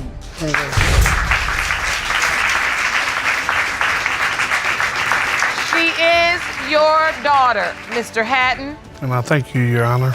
I didn't get to be in my first set of kids' lives. I wonder why. So now you want to play daddy to her? Mr. Kidd here is convinced that little Nathaniel is his son, but Ms. Rawlings is telling a different story. Looks like she's got her eyes on a new guy, and poor Mr. Kidd is getting the boot. This is gonna be good. Ms. Rawlings, you say Mr. Kidd is fully aware he is not Nathaniel's father, as he himself told you he cannot have children. You say Mr. Rawlings and his mother are two desperate people who convinced themselves Mr. Kidd is your son's father, and you intend to prove them wrong today. Is that correct? Yes, Your Honor.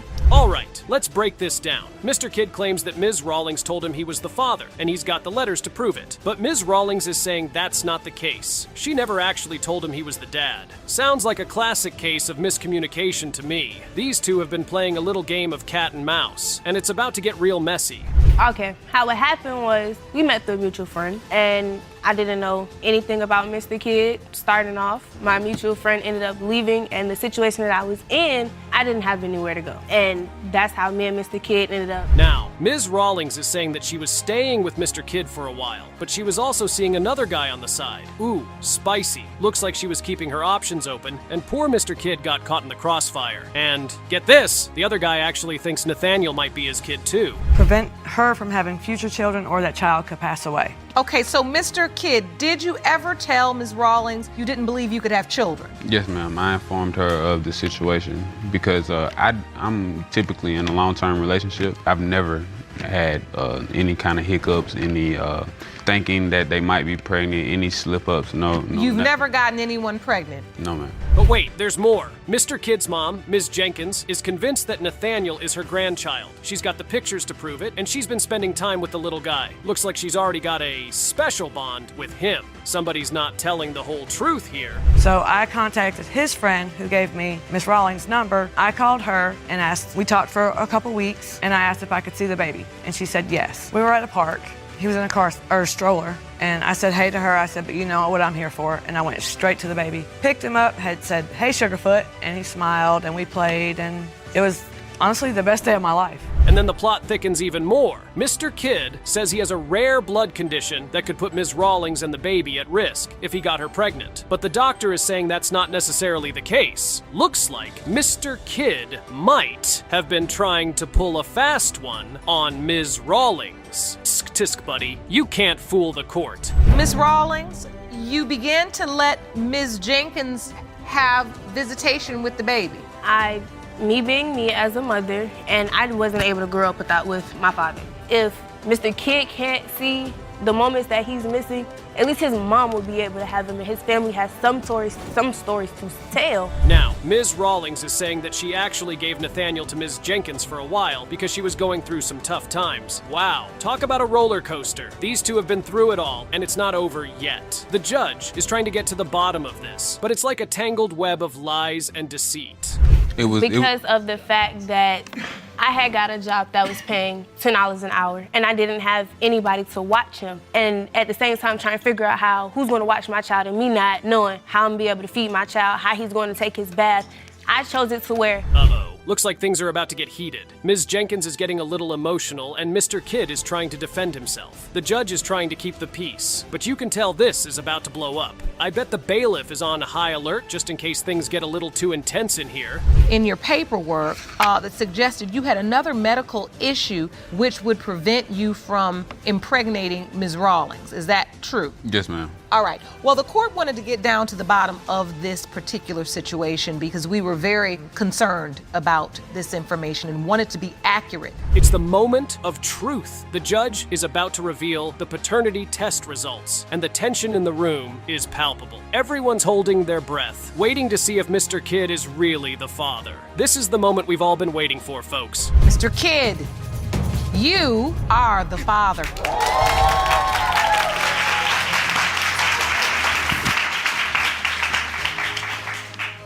You are the father. Thank you.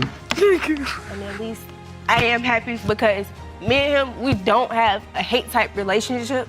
And that I knew he's a good man at heart and he has a good heart. We've got a classic family feud brewing between Miss McBirth and Miss Jackson. And let me tell you, the gloves were off from the very beginning. These two ladies came out swinging, and it was clear they had some serious beef with each other. Now, Ms. Jackson, you say Ms. McBirth has been poisoning her son by convincing him he's not the biological father of your child.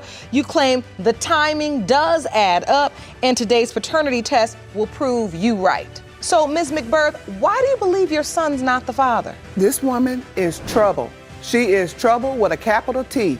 She, as a matter of fact, I call her the 3 T's. Right off the bat, Miss McBirth lays it all out there, calling Miss Jackson trash, trouble, and trifling. Ouch. She's got some strong opinions about this woman, and she's not afraid to let the world know. That baby's white as snow. There's no way it's my grandchild, she declares, and you can just feel the disdain dripping from her words.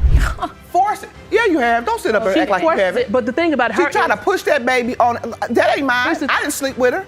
That child is not ours. When you say she's trying to push the baby on you, what do you mean? She wants me to acknowledge that child is my son's. That's not gonna happen. No, I think she's more so obsessed. But Miss Jackson ain't having it. Oh no. She fires back, saying the baby's got powder puff all over him, and there's no chocolate to be found. Yikes. These two are really going at it, and the judge is just sitting there, trying to keep things under control. You can tell she's seen her fair share of crazy courtroom antics, but this one might just take the cake.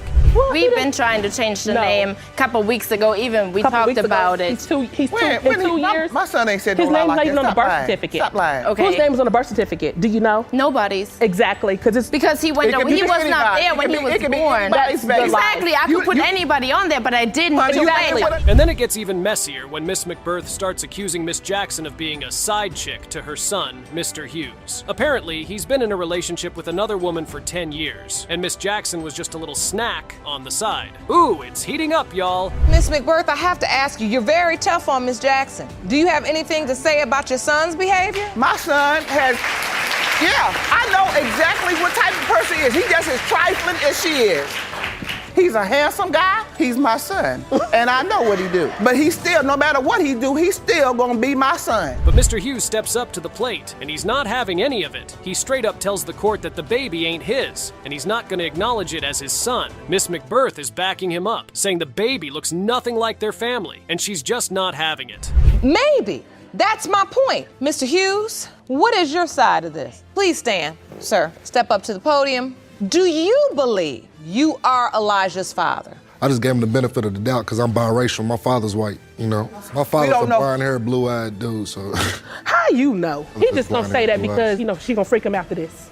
Yeah. Things start to get a little heated when Miss Jackson tries to defend herself, but Miss McBirth is having none of it. She's accusing Miss Jackson of all kinds of wild stuff, like having a sex party that got shut down by the police. The judge has to step in and try to restore some order, but these two ladies are not backing down. So hold on. Were you having your son Elijah call someone else daddy? No, ma'am. It's when he sees somebody light-skinned, when my son sees somebody, because he's not, he's around, but he's not there every day and all day, So when my son sees like a tall, light-skinned guy with a hat on, he's like, Daddy, and I'm like, no, that man was black. That man was black as my mom. You're a liar. And then the moment of truth arrives. The DNA results are in, and the judge is about to reveal them. You can feel the tension in the room as everyone holds their breath, waiting to find out the truth. Miss McBirth is convinced it's not her son's baby, but the judge is about to drop a bombshell. Mr. Hughes, you are Elijah's father.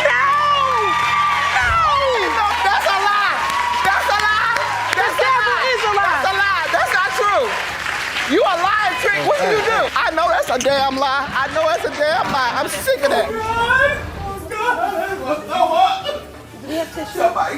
Delete them pictures off of Facebook. Take my kids off Facebook. We don't want nothing to do with you because when I found out about my brothers and you denied my brothers to me, I don't have the money right now. Can you just wait? I could have waited. I already waited a year before my van got fixed and it's broke down again. Can you help me now? In this case, the plaintiff, Mr. Calhoun, claimed that his girlfriend, Ms. Prout, tricked him into believing he was the father of her child. After finding evidence that she had been sleeping with other men, he claimed that the DNA results would show that he was not the father. He opened his case like this. Mr. Calhoun, Calhoun, you say the defendant tried to trick you into believing you are her daughter Amaya's biological father. But after uncovering evidence that she slept with other men, you are positive the DNA will prove you are not. Is that correct? Yes, Your Honor. Ms. Prout, you claim that you are positive that Mr. Calhoun is Amaya's father. Only reason he is denying. It seems that Mr. Calhoun was not ready to have a romantic relationship with the defendant. Even after he made it clear he did not want a relationship, they continued to kick it in bed. And after some time, Ms. Prout found out she was pregnant. You still continued to have sex with him after he made it clear he didn't want to be in a relationship? Correct, Your Honor, I did. And at some point you found out you pregnant? Yes, ma'am.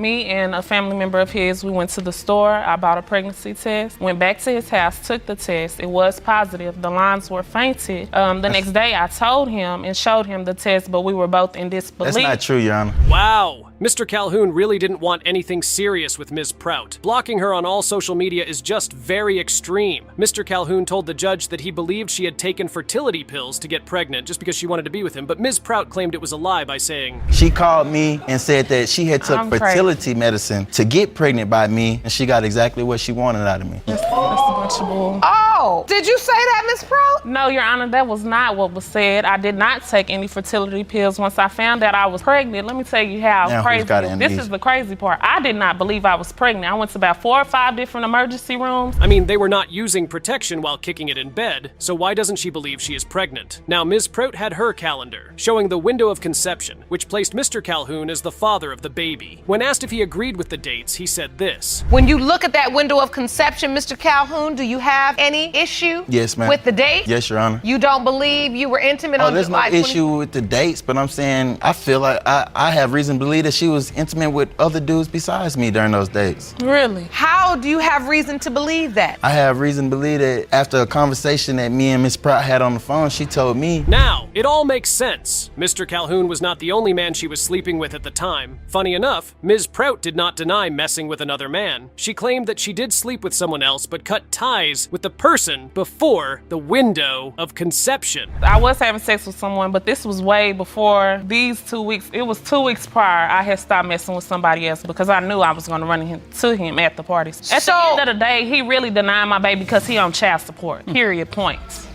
That's it. It has no. We've been back and forth. One minute I'm the daddy, I'm happy, whoop-de-whoop, blam. Then the next minute I'm not the daddy when you get hit with them papers. Now, why would she lie about the hospital not being able to perform a DNA test? What could she possibly be hiding? Mr. Calhoun told the judge that even though he had signed the birth certificate, he still had doubts about the paternity of the child. These were some of his doubts. My doubts come from, I'm walking to the store. I get to the store, I run into 2 neighborhood partners that I knew growing up, and they're like, you got a baby by Miss Prout? And I'm like, yeah, supposedly. She says her little girl is mine. And they tell me that's crazy because she said she had a baby by me before. And when I asked her to produce the paperwork and produce the pregnancy test, it was... Oh boy, that has to sting. I wouldn't want to be in his shoes after hearing something like that. Now here's the crazy thing. He was not just talking. He had evidence to prove that what he was saying was true. From Mr. Calhoun, why are you posting this pic if you said I was the father? From Kia, Miss Prout, you a dumb blank. You signed the birth certificate knowing you ain't the father, and then you changed her last name while I was still drugged up. I posted it, Your Honor. Yeah. You a dumb blank. Yeah, I the only thing But now you standing here saying you the father. I don't know why you denying it. After saying and posting that conversation on Facebook, I don't believe a word coming out of her mouth. Now, there was a witness in the courtroom, and she happened to be Ms. Prout's godsister. She claimed she had more details about how things really went down in their relationship. My godsister was having unprotected sex with another man. Also, before he came into the picture, myself and also other members felt that my godsister was already pregnant because of her demeanor. What do you mean? Her mood change. She was very moody. So when he did come into the picture,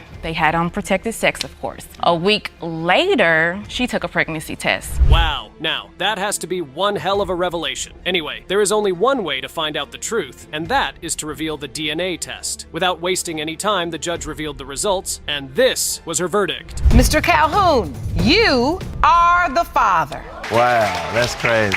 That's really crazy. Why are you so upset, Miss Proud? Y'all don't know what I've been through with this man. Like this whole beef thing, I can't co-parent like that. Either we gonna co-parent the right way or it's just not gonna happen and we can go to court and figure it out like that. Mr. Brown says he found a sex tape of his wife with another man, and now he's saying that he is 100% certain he isn't the father of her 11-month-old child, Amira. Ms. McKenzie, who is also pregnant, is screaming that that's a lie and that Mr. Brown must step up as he is definitely Amira's dad. She began her case like this. He's denying the fact that that's his daughter, and it's not about looks, it's about DNA. And I'm here today to prove and show that he is the father of Amira Brown. And I can see that you are really hurting right now. I can see the tears. What are you feeling, Miss McKenzie?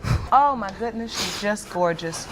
What are you feeling? I just hope that he's the father of Amira Brown. Well, we'll see about that. Mr. Brown, on the other hand, is confident that the DNA test results will be negative. He also thinks that the man who starred in that video with his wife may be the child's father. Because when she was born, she did not look like me. And I waited, I gave it time to see how she would look, and more every day that I look and take pictures with Amira, she has his face, and it bothers me a lot. You feel Amira looks like the man you saw on the sex tape with your wife? Yes, I do. More and more every day, I see Amira's face and his face, and it bothers me a lot. Wait, did Mr. Brown just accuse his wife of incest? That's wild. But how did he even get this tape that caused all of this? And how did Ms. McKenzie and this man act out such a tape? One day, the girls, they like snatching her phone, so they grabbed her phone. Before they could even get into the video, I grabbed it, and it pressed play, and I seen the beginning of the video, and I didn't see what I liked, so I just disclosed it. I didn't watch the whole video. The video came up, or you went looking to see what was in her phone? I was scrolling through her pictures, whatever, and before they could even get to it, I grabbed the phone. Oh, because you knew it was something inappropriate. Yeah, it didn't look right. It didn't look right. It looked like a video, so. Sheesh, 10 times? Gosh, things are starting to look insane. And the man who's on the tape is in court today, and he doesn't mince words at all. It's straight to the point with this guy. Well, when I first met Miss McKenzie, we was talking on the dating site, and the day I met her, Mr. Brown was present, but they wasn't together. But I seen them face to face. Oh, the day you met her in person? Yes. He was there? Yes. So how did the sexual relationship start with Miss McKenzie? Me and Miss McKenzie been having sex the whole 2016. You say you're in a year-long affair. I met Miss McKenzie. I don't know about you, but that doesn't sound like just 10 times. The real number is probably double that, at the very least. Anyway, Ms. McKenzie got pregnant, and here is what she told everyone. And she's ready to give birth. So who did she say the father was? She didn't tell me I nothing. said it was complicated. I believe it was complicated because, like I said, I was back and forth for him and him. That sex back tape and forth. was April 9th, and Amira was born April 9th. Did that math add up? No, that math didn't add up at all. So Ms. McKenzie was acting out a tape on the day she gave birth. What? Really? At 9 months pregnant? That's wild. The funny thing is that before Ms. McKenzie gave birth, Mr. Brown already knew that something fishy was going on. Here is how he puts it. And then when you found out, did you say, oh, I'm so excited, or did you say, is this my child? First, I was like, oh yeah, I'm excited. And then when we went to the hospital back in September, they would say she was 11 weeks pregnant. And then when they told her the due date. It was 12 weeks. Yeah, 12 weeks. And then they told her the due date, whatever. When we went back again, they was like, April 23rd. And I'm like, April 23rd? Okay, cool. Okay, Mr. Spidey's senses. You felt something you wanted right and decided to do something about it. Mr. Brown was present at the birth and made sure not to sign for the birth certificate, even though he was legally married to Ms. McKenzie. Once he saw the baby, he thought something was wrong. I said, hey, when I was born, I was pale. But wait, look at her lip. Why does her lip look so fat? That's not my lip. My lip does not look like that. Oh, no, it does not. So from that time in, I put it in my head, I'm like, wait, okay, if she's not mine, then she gotta be Mr. Jonathan's child, because she started looking more and more like him. And then you had people inboxing her saying, oh, that's not your husband's baby. Your Honor. It doesn't look like Your him. Wow, you can clearly see why Mr. Brown feels so strongly that this child isn't his. He has done a full scientific study on this stuff. He knows it in his heart, and there's nothing anyone can do to change his mind. And now, to blow your mind.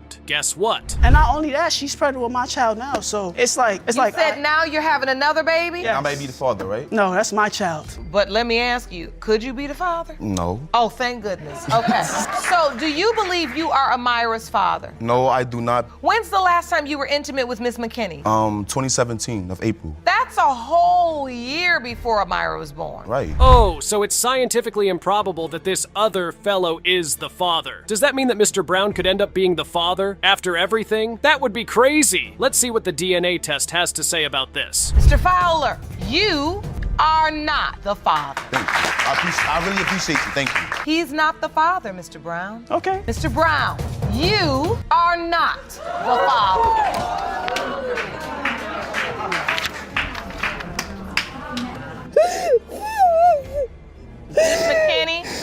McKenzie, are you okay? Two guys, Mr. Henry and Mr. Medley, and a lady, Ms. Johnson, claimed that the defendant, Mr. Medley Sr., was their biological father, and for some reason he refused to be in their lives. It was one of the most ridiculous cases to ever appear in paternity court. This was how the entire case began in the courtroom. 3 different adults with 2 different mothers brought the same defendant to court today in an effort to prove paternity. Mr. Heron and Mr. Medley, you are here to prove to Mr. Medley Sr. that you are indeed his son. Yes, Your And Honor. say results of today's DNA test will force him to stop denying you. Yes, Your Honor. Well, the judge began by asking the 2 guys how their lives have been without a father figure. The first guy, Mr. Heron, took the floor and told the judge that it affected him in ways he could not imagine. He wanted to know why Mr. Medley Sr. decided to be absent from his life. It affected me in life. Want to know why he wasn't in my life? Why would you give me your full name as a junior? Why would you sign my birth certificate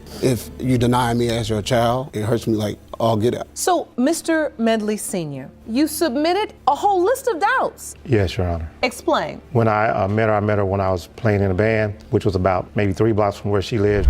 That explains why he doesn't believe the kids are his. Mr. Medley Sr. told the judge that when he found out Mr. Heron's mother was pregnant, so he decided to marry her even though he had doubts about the pregnancy. Do the right thing, make her an honorable woman. So, basically, you married her even though you had doubts. Yes. And then you also claim you heard from another band member. Yes. I went to audition for a band. Yes. The trumpet player was acting kind of strange, like he didn't want me, and I knew everything went well. And as I was leaving, packing the kids up, he came to me and he said, Wow, that's proof enough to make him doubt the paternity even more. The boys went on to tell the judge that Mr. Medley Sr.'s mother always treated them like they were her grandkids. Even with all the denying that Mr. Medley Sr. was doing, she told them that he was their father. No matter what your daddy say, you guys are always going to be my grandkid.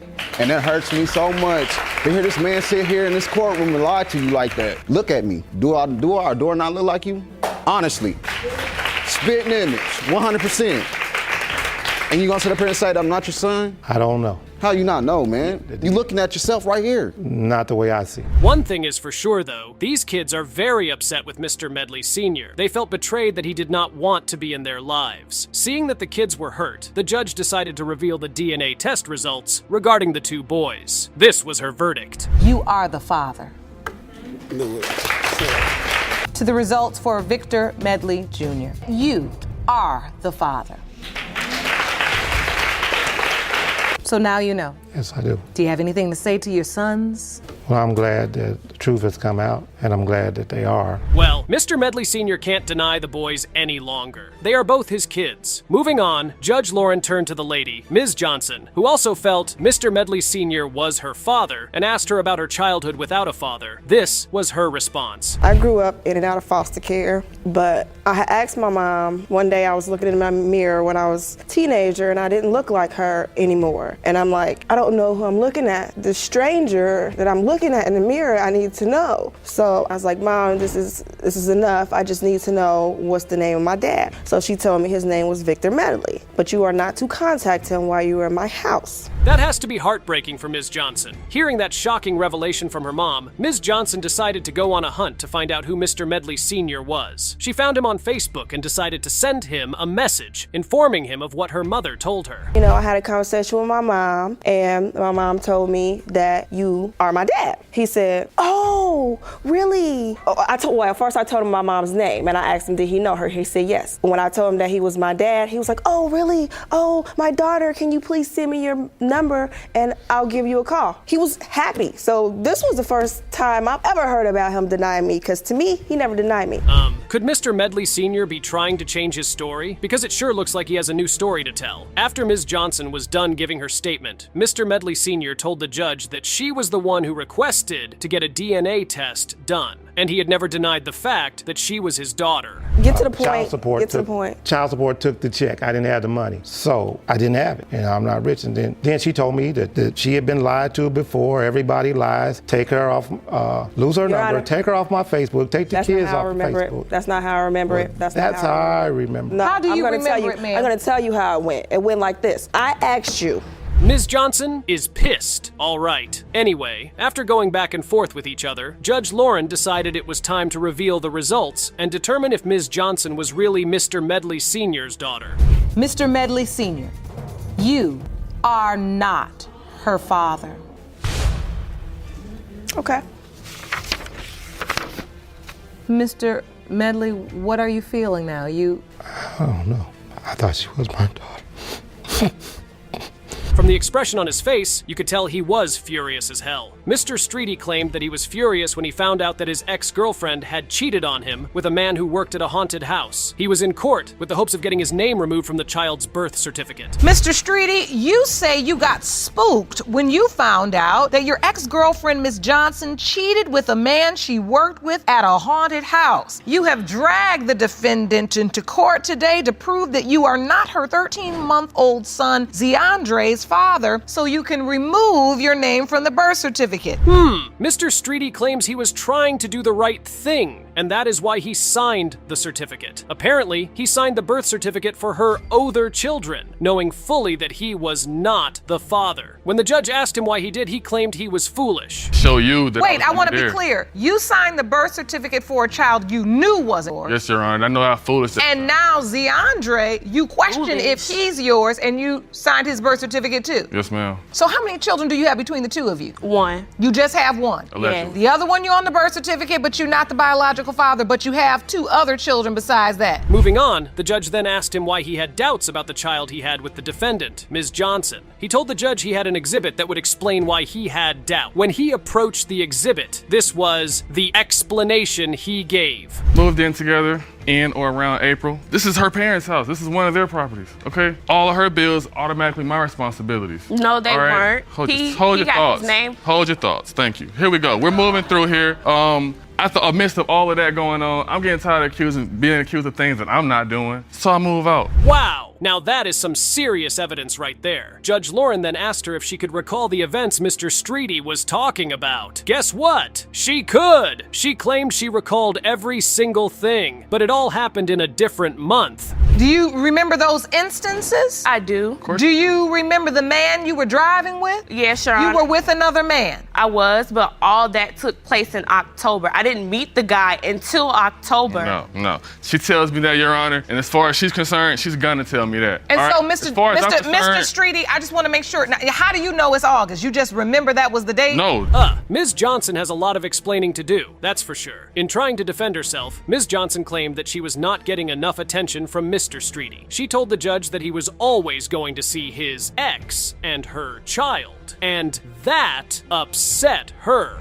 Are you done with your Yes, exhibit, ma'am. sir? Yes, please step back to the podium. He made beats, or he would help record songs with other people without a fee. Oh, I thought you meant he was freelancing with other women. I mean, his ex, of course. Like, he would leave my house just to see his ex and their child. And they would spend time together. They Your had Honor. pictures all on Your Honor. Facebook. Well, you have to agree with Judge Lauren on that one. After yapping about, the judge then asked Ms. Johnson to tell her side of the story. She started by saying that Mr. Streety had the dates mixed up, and that's why he thinks he is not the father of her child. So I'll say in July, that's when I got pregnant. And this right here, all this happened in October. So you saying he got the dates all mixed up? He does. And you're saying that when he saw you with the other man driving around, you were already pregnant? Yes, I was. I was already pregnant. Were you sleeping with the other man? I met this guy in October at the haunted house. One thing about these two is that they love to argue. Jeez. Now, when Ms. Johnson found out she was pregnant, she claimed and told Mr. Streety, trying to explain explain how she told him, Mr. Streety jumped in and told the judge how everything really happened. We just laying there, and she's like, yo, as a matter of fact, I asked her, have you been with somebody else? She's always been honest. She said yes. I said, well, have y'all been sleeping together? Yeah. Oh, so it just only happened one time? No, it's been 2 or 3 times. I'm like, where'd y'all sleep together? October. Where'd y'all sleep together at? Right here is where? Nowhere the same bed that me and her been laying in. After October. Are you kidding me? And when I told him I cheated, that's when he decided he wanted to come back around and... Looks like Ms. Johnson is not happy about the fact that Mr. Streety is no longer willing to step up for her and her kids. Even though she got emotional about the whole situation, Mr. Streety was still firm on the fact that he didn't believe he was the father of the child. Point, all the times that I feel like that you might have felt like that before, you might have been doing that before too. You don't say stuff like that to a person, and when they get insecure about what you said, you get mad at them because they insecure. Okay, so let me ask you something. Why did you sign Zeandre's birth certificate? Your Honor, I was already there for the other 3. I ain't taking nothing from Ms. Johnson, but I already know what she dealing with. Let's just say that cheating was not the only reason he had doubts. The moment we've been waiting for is here, and it's time we find out who the biological father of the child really is. Here are the results. Mr. Streety, you are the father. I told you. How do you feel now, Mr. Streety, now that you know for certain? That just shows right there that she did have somewhat of some kind of respect for me. You know what I'm saying? She never been unsure. I always been unsure. I believe you doubt it. You know, some men come in here, I feel like they ain't got doubt. They just don't want the responsibility. Yep. Why'd you do this for? I'm so sorry. I really am. I'm still going to be there for her. This is a generational curse that you have got to break right now, because the effects of your mistake can be your child going through the exact same thing you did. Mrs. Thompson walks into court today yelling that she will never let her 11-year-old marriage die, even though she cheated on her husband back to back. Ooh, she's feisty. She says that her 4-month-old child definitely belongs to her husband, Mr. Thompson, and his doubts about the child are basically cuckoo and have zero truth to them. Let us listen to her talk her stuff. It's very difficult. You know, I want Micah to be his son. I don't want to lose my best friend. We've been together for so long, and you know, I just don't want to lose him. All right. Well, take me back. I want to understand how this relationship began. Certainly, at some point, you all were happy together. Yes. Oh, she sounds really sad and definitely does not want to lose Mr. Thompson. But does Mr. Thompson buy this act? Well, he says that their relationship has been rocky, and Mrs. Thompson here is allergic to cooking and cleaning, whatever that means. But that's not really our business. Our business is this baby and the doubts Mr. Thompson has, and here they are. I had found out she was doing some things that she shouldn't have been doing. Text messaging, meeting up with guys and stuff like that. So when I confronted her, she said it wasn't true. So when she said it wasn't true, I found out otherwise. I had a DNA test on my first two boys. We married, but every time while we're in a marriage, and every time you get pregnant, I gotta get a DNA test. Yeah, that is a super weird arrangement you've got going on for you there, Patna. You can't be DNA testing all your kids. And if you do, don't be surprised that you one day end up in paternity court facing Judge Lauren. But what does Lil Mrs. Thompson, who does not want her marriage to end, know about all of this? I was gonna ask the same question. You know, I don't understand. What happened in this relation? Honestly, Your Honor, I think when we first got married, we really weren't ready to be married. You didn't understand the depth of the commitment and the responsibility of marriage. Exactly. Okay. This is why I felt went wrong in the marriage. Okay, valid, but a very weird reason to cheat. Seriously, that is such a super weird answer, Mrs. Thompson. What do you mean you did not get married at the right time, so your marriage got rocky, so you stepped out? Women, am I right? Anyway, Mr. Tomposen has a few more interesting comments here. Me and LaToya had ample opportunities where I came to LaToya and I was like, listen here, you're not doing certain things in the marriage that should be going on. You're not working. If you're not gonna work, I need you to cook, clean, we need to have sex on the regular, things like that. But was it just on her to fix, or was it both of you all? But the thing about it is she really don't talk, so she don't tell me my fault. Yeah, this is paternity court, not couples counseling, so I will be needing the both of you to pack it up and get right to the point right about away. Mrs. Thompson insists that their marriage was super great until one day, for no reason at all, Mr. Thompson decided to get out to get some milk, and Mr. Thompson says the milk was really good too. When I left, she said she was gonna work on herself. Me and her had ample conversations while he was with somebody else about her working on on herself. She was working on herself because she deleted me off social media. I found out she started adding all these other dudes to her social media page. Because you were gone. You were living with somebody else. Really? Really? Okay, so why should she not move on then? But Mr. Thompson does have a reason to be angry, because he came back to be with her, and they decided to work on their marriage. And then Miss Thompson went to Atlanta for a supposed job interview. But it wasn't no job interview. It was her interestingly viewing another man. She was like, well, we went out, and my friend took my phone, and she said, we out, so you don't need to be on the phone. I'm like, man, you married, you got kids, and what woman gonna tell you some trash like that? So once she came back, how did you find out that she had been sleeping with someone else? Well, I already knew what she was going to do. I didn't have no proof, but I knew what she was going to do. Now, is that what you were going to do, Miss Thompson? I can't even lie about it. Yeah, it was. Now, that's the first time. Phew, and there you have it, folks. And Mrs. Thompson did not go for this interview just once. She went back a week later. That is why Mr. Thompson thinks baby Pate Thompson belongs to another man and not him. But what does Mrs. Thompson have to say for herself? She must have something, right? Yes, she does, and boy oh boy, it is spicy too. Yes, it's true, Your Honor, but he skips over all the stuff that he did. Besides the going back and forth all summer between me and the other girl, and then moving all the way to Alabama with the girl and leaving me with the kids. But he want to talk about one time when he had the kids and they were looking for me. Wow, Mrs. Thompson sure can give it hot. So now we have got two adults who cheated on one another, and the best way to see if this marriage can stay a marriage is see if the DNA test proves that this baby boy belongs to Mr. Thompson. Mr. Thompson, you are not the father.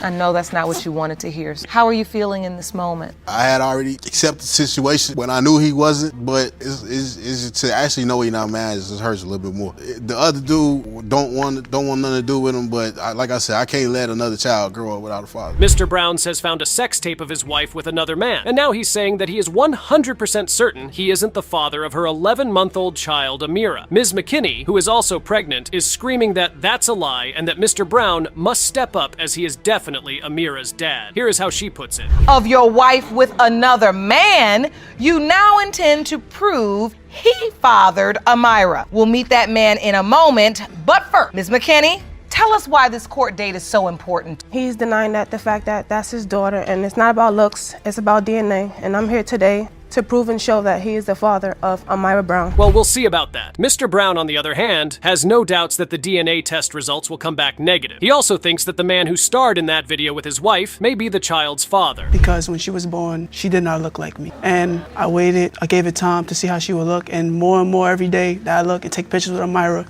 she has his face, and it bothers me a lot. So you feel Amira looks like the man you saw on the sex tape with your wife? Yes, I do. Wait, did Mr. Brown just accuse his wife of incest? That's insane. But how did he even get this tape that caused all of this? And how did Miss McKenzie and this man act out such a tape? The girls, they like snatching her phone. So they grabbed her phone before they could even get into the video. I grabbed it and it pressed play. And I seen the beginning of the video and I didn't see what I liked, so I just disclosed it. I didn't watch the whole video. The video came up, or you went looking to see what was in her phone? I was scrolling through her pictures, whatever. And before they could even get to it, I grabbed the phone. Oh, because you knew it was something inappropriate. Yeah, it didn't look right. It didn't look right. It looked like a video. So, I clicked on it. I didn't like what I seen and I disclosed it. Sheesh! 10 times. Gosh, things are starting to look insane. And the man who's in the tape is in court today, and he doesn't mince words at all. It's straight to the point with this guy. Well, when I first met Miss McKenzie, we was talking on the dating site, and the day I met her, Mr. Brown was present, but they wasn't together. But I seen them face to face. Oh, the day you met her in person? Yes. He was there? Yes. So how did the sexual relationship start with Miss McKenzie? Me and Miss McKenzie been having sex. It's Miss McKenzie. Oh, Miss McKenzie. I don't know about you, but that doesn't sound like just 10 times. The real number is probably double that, at the very least. Anyway, Miss McKenzie got pregnant, and here is what she told everyone. And she's ready to give birth. So who did she say the father was? She didn't tell me I said it was complicated. I believe it was complicated because, like I said, I was back and forth with him and him. That sex back tape and forth. was April 9th, and Amira was born April 9th. Did that math add up? No, that maths didn't add up at all. So Ms. McKenzie was acting out a tape on the day she gave birth? What? Really? At 9 months pregnant? That's insane. The funny thing is that before Ms. McKenzie gave birth, Mr. Brown already knew that something fishy was going on. Here is how he puts it. There, I was present. And then when you found out, did you say, oh, I'm so excited, or did you say, is this my child? First, I was like, oh yeah, I'm excited. And then when we went to the hospital back in September, they would say she was 11 weeks pregnant. pregnant.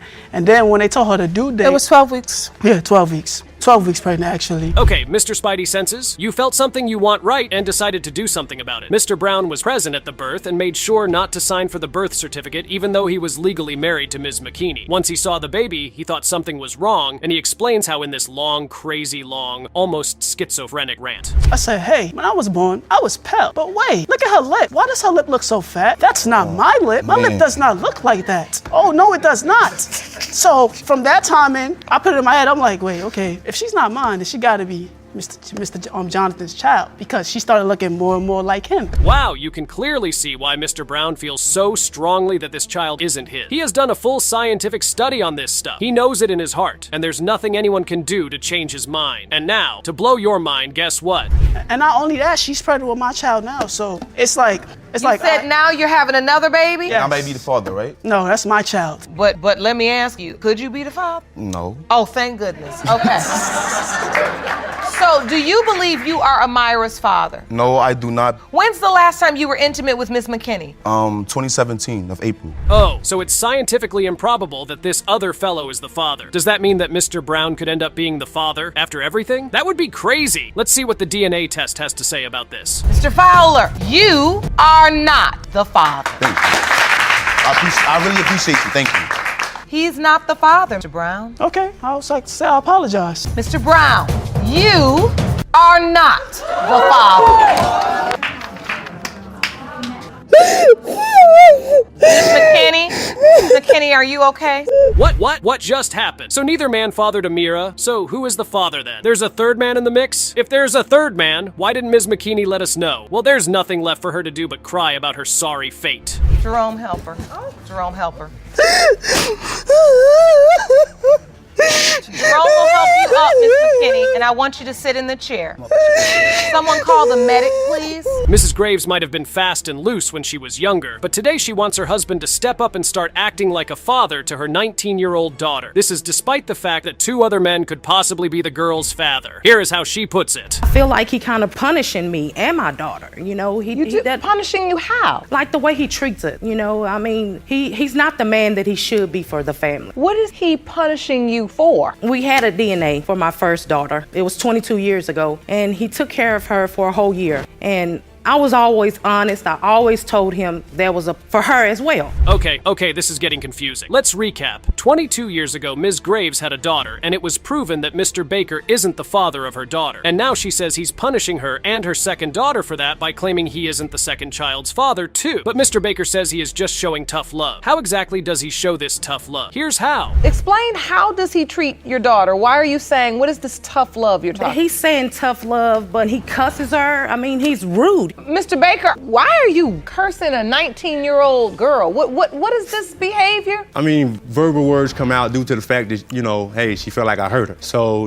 he does me the same. Now we are getting somewhere. Ms. Graves says this entire thing is affecting her marriage to him, and that Mr. Baker must get his act together. This is so much baggage for a family to carry for over 20 years, right? Wait, they've been married this whole time, right? You two have been in a relationship for almost 22 years. No, ma'am. We've been dealing with each other for 22 years.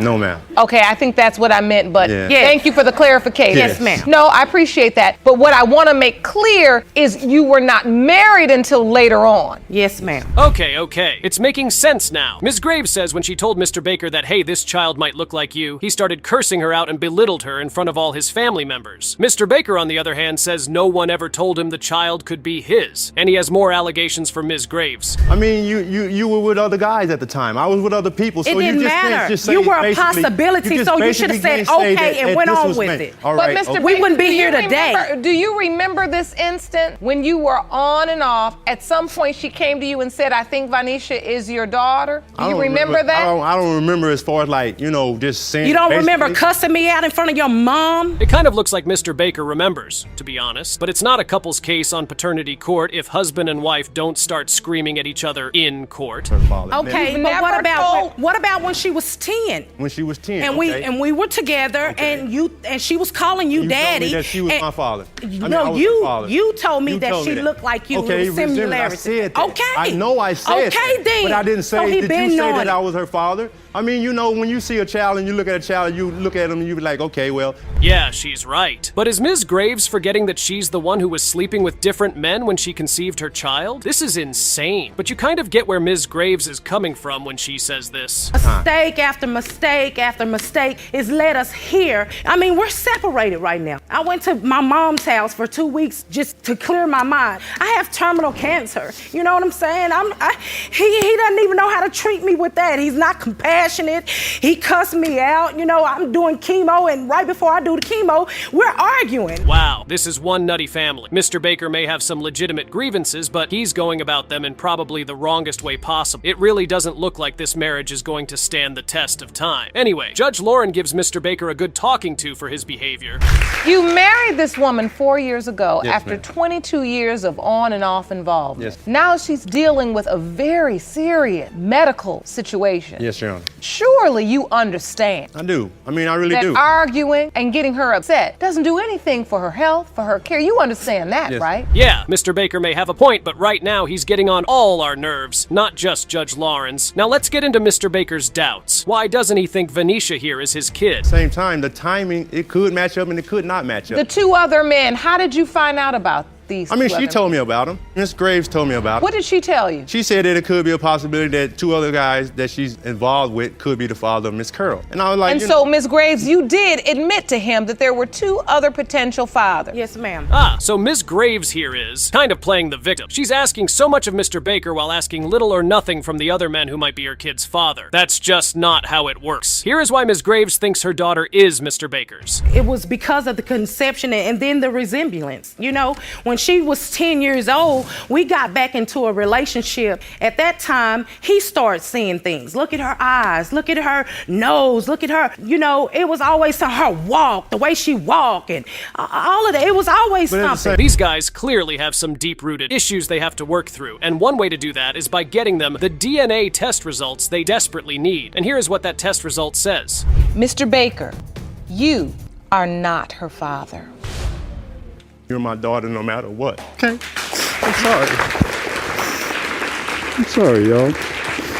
I just want to... Rachel Chappelle is a married woman who stepped out of her marriage because her husband simply didn't please her in the bedroom. That's right, and she admits to it too. Now, she's in court to see if her husband is the father of her baby. Mr. Chappelle is also in court to see the results. And here is what Ms. Chappelle has to say to him. We got engaged 4 months later. We got married on Valentine's Day. We had a son together, probably about a year later. I started getting bored with our sex life. I kept telling him and telling him and telling him. I said I wanted to change it. It takes two people. Well, if I tell you that we needed to change it, we needed to change it because I wasn't happy sexually. I'm working 40 hours a week. I'm trying to provide for you and my son. Yikes. The point of getting married is that you don't get to step out to find out whether there's someone else who can give you what you want in the bed. Maybe Ms. Chappelle didn't get that memo, and now her marriage is on the brink of collapse. But at least she regrets it. Who? Do I regret it? Yes, I do. I do regret it every day, but I don't regret my daughter. She's the best thing that's ever happened to me. And so you admit to having an affair? Yes, I did. How did that start? Well, he was a friend, and we started sexting, and I would hide it. We would send messages on Facebook. I'd drop my son off at the babysitter's. I would tell my husband I was going somewhere else. This is so embarrassing. Can you imagine being in Mr. Chappelle's shoes, having your wife testify that you just don't bring it in bed in open court? I would literally die from that embarrassment. That's for sure. It's a miracle Mr. Chappelle is still standing. Now let's talk about the window of conception and who the father could be. Well, I have the calendar to show I had sex with both of them on the same day at one point. Yeah. Okay. Jerome, will you please hand me that evidence, please? Can't get any closer in proximity than that. Green, we have the days you were intimate with the other potential father. Yes. Which is inside the window of conception, which is outlined in pink here. Yes, Your Honor. Well, things are not getting any clearer here. And you'd think, well, Miss Chappelle here is a married woman. She's surely having protected intercourse with the man she's having an affair with, right? It was always years unprotected sex. I figured he would pull out, but he never did. And I would tell him constantly, I don't want to get pregnant, I don't want to get pregnant, and he would never listen to me. Your Honor, she had Mr. unprotected... Chappelle, how does it feel to hear this? This is a lot of information. It makes me sick. And this is your wife? Yeah, and I'm working 40 hours a week trying to provide for my family. You know, I messed up, and you can't just blame it all on me. This is insane. Despite all of this, Mrs. Chappelle is taking absolutely no responsibility for her behavior. No accountability, nothing. The DNA test has to quickly put Mr. Chappelle out of his misery right now. Mr. Chappelle, you are not her biological father. Why'd you do this for? I'm so sorry. I really am. I'm still gonna be there for her. That's exactly what this court wanted to hear.